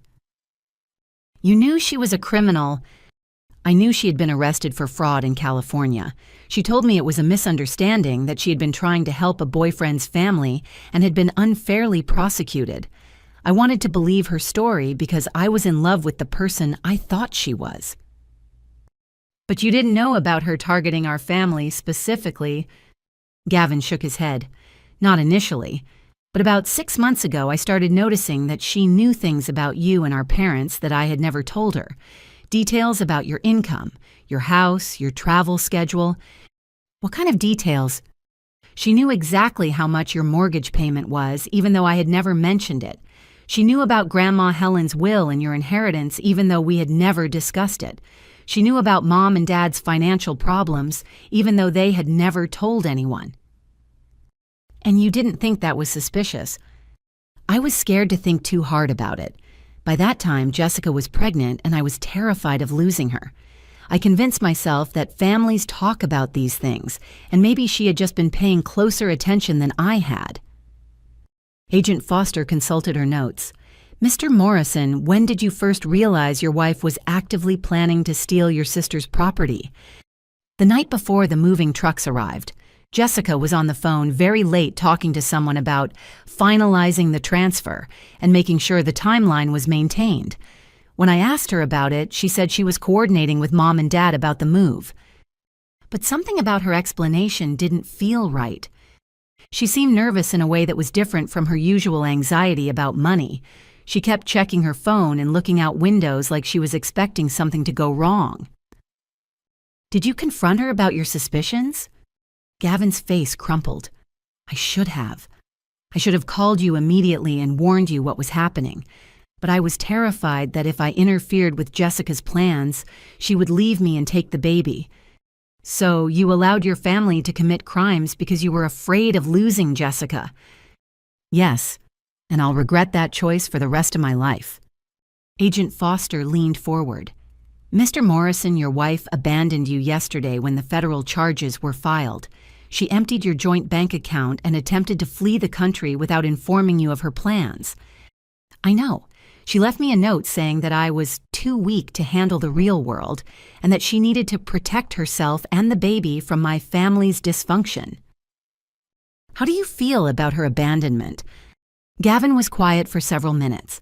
When he finally spoke, his voice was steady and clear. Relieved. For the first time in 2 years, I feel like I can think clearly without constantly worrying about Jessica's emotional state or financial crisis. I can see how completely she had manipulated my thinking and my loyalties. What do you see now that you couldn't see before? I see that Jessica never loved me. She saw me as a useful tool for accessing my family's resources.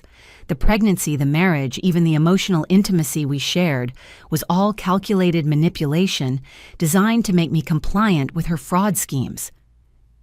I watched my brother transform before my eyes from a victim of manipulation into someone capable of clear, honest self-reflection.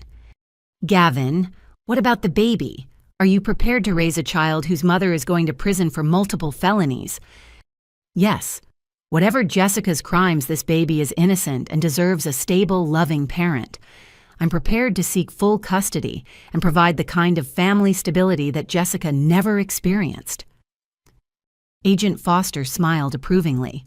Mr. Morrison, your cooperation with our investigation has been crucial. Your testimony about Jessica's manipulation tactics has helped us identify patterns that connect her to at least 12 other fraud cases across 6 states.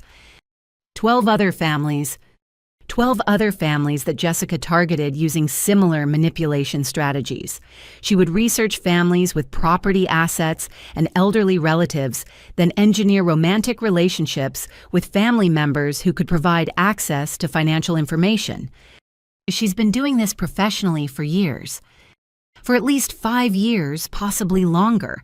Jessica Morrison is one of the most sophisticated family infiltration fraud artists we've ever investigated.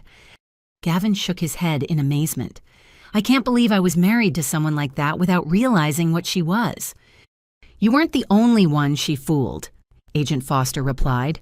Professional manipulators are experts at creating the illusion of genuine emotional connection. Jessica studied your vulnerabilities and crafted a persona specifically designed to appeal to your needs and desires. What happens to her now? She's been charged with federal fraud identity, theft conspiracy, and racketeering. With the evidence we've gathered from multiple victims, she's looking at 30 to 40 years in federal prison. And the baby? You'll have the opportunity to seek full custody through family court. Given Jessica's criminal status and the evidence of her manipulation, custody shouldn't be difficult to obtain. I looked at my brother and saw something I hadn't seen in years, genuine remorse combined with determination to build a better life. Gavin, if you get custody of the baby, what kind of father do you want to be? The kind of father who teaches his child to value honesty, integrity, and genuine family relationships. The kind of father who protects his child from people like Jessica, even if those people claim to love them. And what about our family relationships? How do we rebuild trust after everything that's happened? Gavin met my eyes directly. We rebuild it slowly through consistent actions rather than words. We rebuild it by being completely honest about our mistakes and working every day to be better people than we were when Jessica was manipulating us. Are you willing to go to therapy to address the issues that made you vulnerable to Jessica's manipulation? I'm already in therapy. Agent Foster recommended a specialist in psychological manipulation recovery. I'm learning to recognize the patterns of thinking that made me susceptible to Jessica's control. And you're committed to being honest with me about everything, even things that make you look bad. Especially things that make me look bad. Secrets and lies are what allowed Jessica to destroy our family. Complete honesty is the only way we can protect ourselves from future manipulation. 3 weeks later, Jessica Morrison was sentenced to 35 years in federal prison without possibility of parole. Vincent Romano and 4 associates were sentenced to federal racketeering charges, carrying 20 to 25-year sentences. Gavin was awarded full custody of his daughter, who was born healthy, despite the stress of Jessica's criminal activities. He named her Helen after our grandmother as a tribute to the family member who had tried to protect us from manipulation and fraud.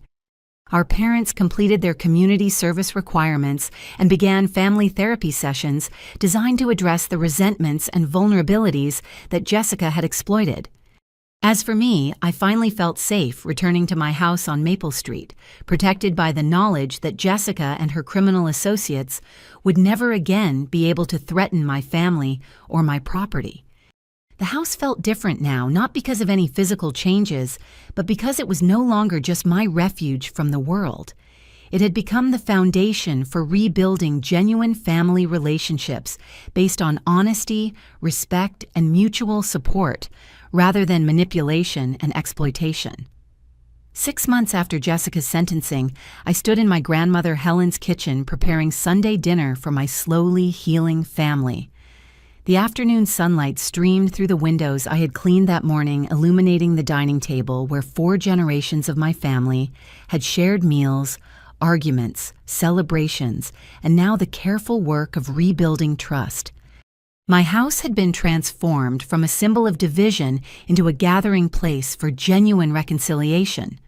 Patricia and Harold arrived promptly at 3 p.m., carrying a casserole dish and wearing the subdued expressions of people still learning to navigate relationships built on honesty rather than manipulation. "Elisa, dear," Patricia said, setting her contribution on the counter, "thank you again for inviting us. I know these dinners aren't easy for any of us." "They're necessary," I replied, stirring the sauce for the pasta. "Family healing doesn't happen through avoidance." Gavin arrived 20 minutes later with 8-month-old Helen strapped to his chest in a baby carrier. Fatherhood had transformed him in ways that went far beyond the obvious physical changes. His shoulders were broader, his posture more confident, and his eyes held a clarity that had been missing for years.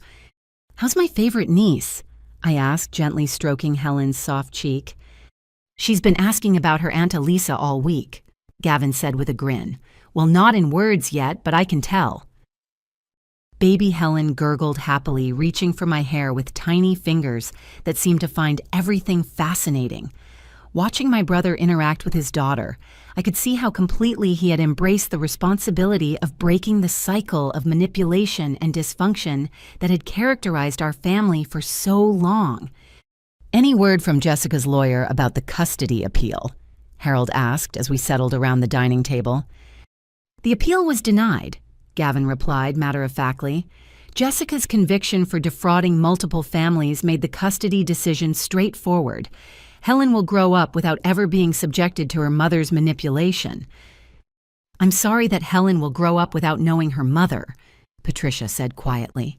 "No matter what Jessica did, every child deserves to know both parents." "No," Gavin said firmly. "Every child deserves to know loving, honest parents. Jessica is a professional manipulator who destroyed multiple families for financial gain. Helen deserves protection from that kind of toxicity, even if it means growing up with difficult questions about her mother." The conversation might have been uncomfortable 6 months ago, but our family therapy sessions had taught us to address difficult topics directly rather than avoiding them through politeness. Speaking of therapy, I said, "Dr. Martinez wants to see all of us together next week to discuss our progress with trust rebuilding exercises." Harold shifted uncomfortably in his seat.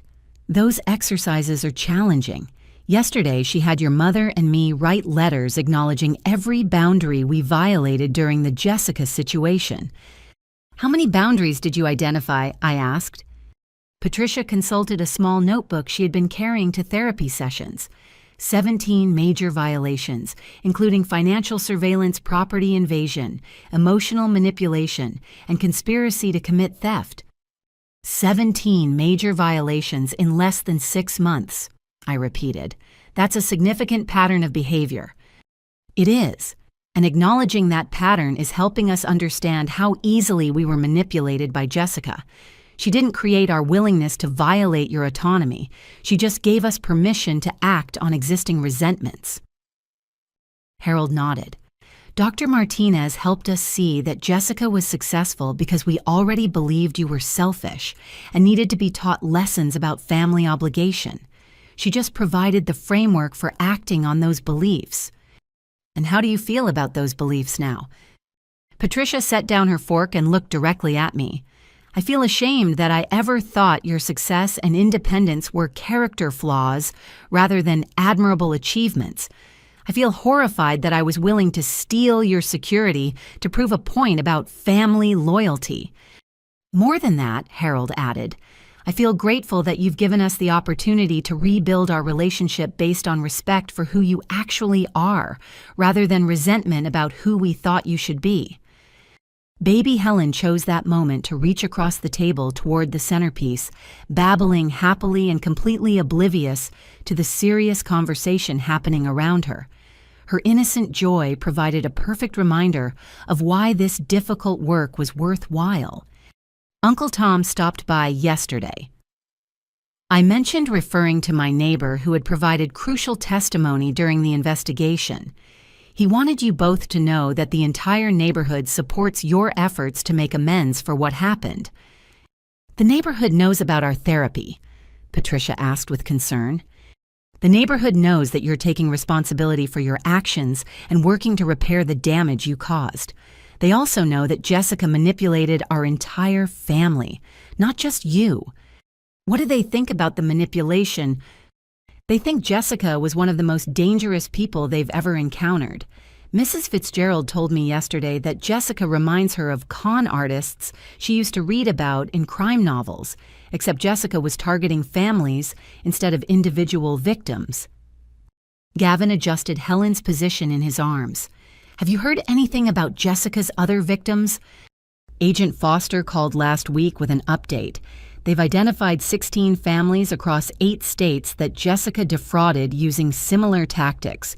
The total financial damage is estimated at over $2 million. $2 million. Harold whistled low. We had no idea we were involved with someone operating at that level. Jessica was running a criminal enterprise disguised as family drama. She specialized in identifying families with property assets and elderly relatives, then engineering romantic relationships or friendships that would give her access to financial information. How many other families had their relationships destroyed like ours? Agent Foster said at least 6 families have reported permanent estrangement between family members as a result of Jessica's manipulation. Some of those families may never recover from the damage she caused. Patricia wiped her eyes with her napkin. Knowing that we contributed to Jessica's ability to hurt other families makes our responsibility even heavier. But knowing that you've helped expose her operation and prevent future victims makes your cooperation meaningful, I pointed out. Your testimony was crucial for securing her conviction. It's not enough to balance what we did, but it's a start, Harold acknowledged. After dinner, we moved to the living room where I had arranged photo albums spanning 3 generations of family history. This had become part of our Sunday routine, looking through old pictures and sharing memories that predated the manipulation and conflict. Look at this, Gavin said, pointing to a photograph of our family at Christmas when we were children. We look genuinely happy. We were genuinely happy, Patricia replied, before life became so complicated.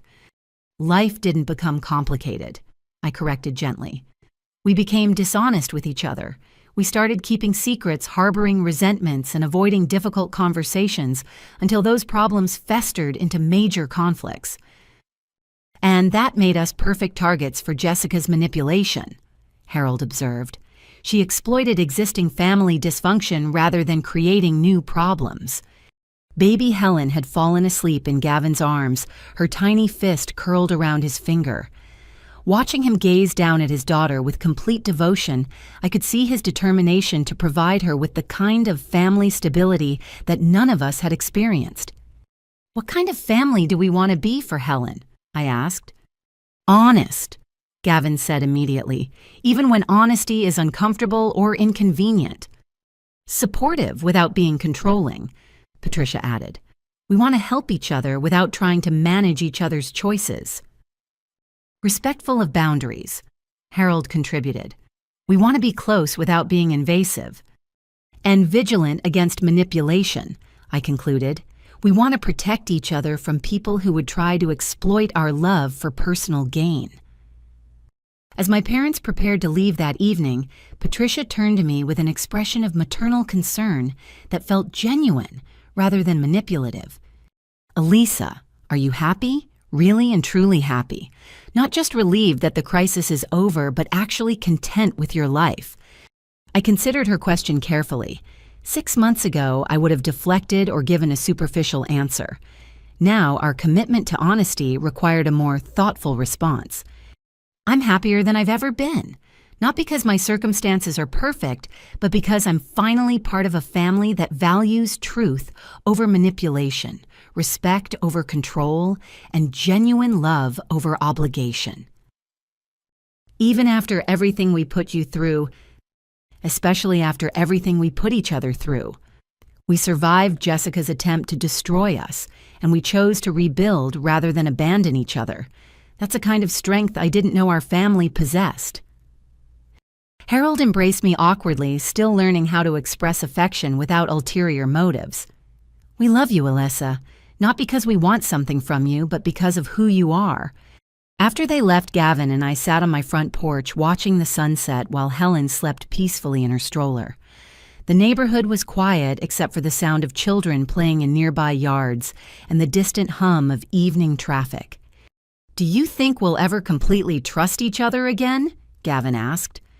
"I think we'll build a different kind of trust than we had before. A trust based on consistent actions rather than family obligations. A trust that acknowledges our capacity for mistakes while believing in our commitment to growth." That sounds more honest than the trust we had before Jessica. Much more honest and much stronger. As the stars began to appear in the darkening sky, I realized that my house on Maple Street had become something I never expected, not just a home for myself, but a foundation for genuine family healing. Jessica had tried to steal my house to solve her gambling debts, but in the end, she had given my family something far more valuable, the opportunity to rebuild our relationships based on truth, respect, and genuine love, rather than manipulation and control. My phone buzzed with a text from Eleanor Fitzgerald. "Saw your family leaving. Your grandmother would be so proud of the woman you've become and the family you're rebuilding." I smiled as I typed my response. Grandma Helen's memory is what gave me the strength to fight for what was right. I hope she knows her legacy lives on in Helen's granddaughter. The evening air was warm and peaceful as I watched Gavin gently lift his sleeping daughter from her stroller. This was the family I had always wanted, honest, supportive, and built on a foundation of mutual respect rather than obligation or guilt. Jessica Morrison had tried to destroy us, but instead she had given us the gift of discovering who we could be when we chose love over manipulation, truth over convenience, and growth over comfortable dysfunction. That was a gift worth more than any house, more than any amount of money, and more valuable than any inheritance. It was the gift of genuine family. Have you ever had someone close to you try to manipulate or take advantage of your trust? How did you handle the situation, and what did it teach you about setting boundaries with family members? I'd love to hear your thoughts and experiences in the comments below. If this story resonated with you, please give it a like and subscribe for more real-life stories about family drama, personal growth, and finding strength in difficult situations. And don't forget to share this video with anyone who might benefit from hearing about the importance of protecting yourself from manipulation, even from people you love. Thank you for listening to my story, and remember, sometimes the most loving thing you can do for your family is to refuse to enable their destructive behavior. Stay strong, stay honest, and never let anyone convince you that protecting yourself is selfish. Take care, and I'll see you in the next video.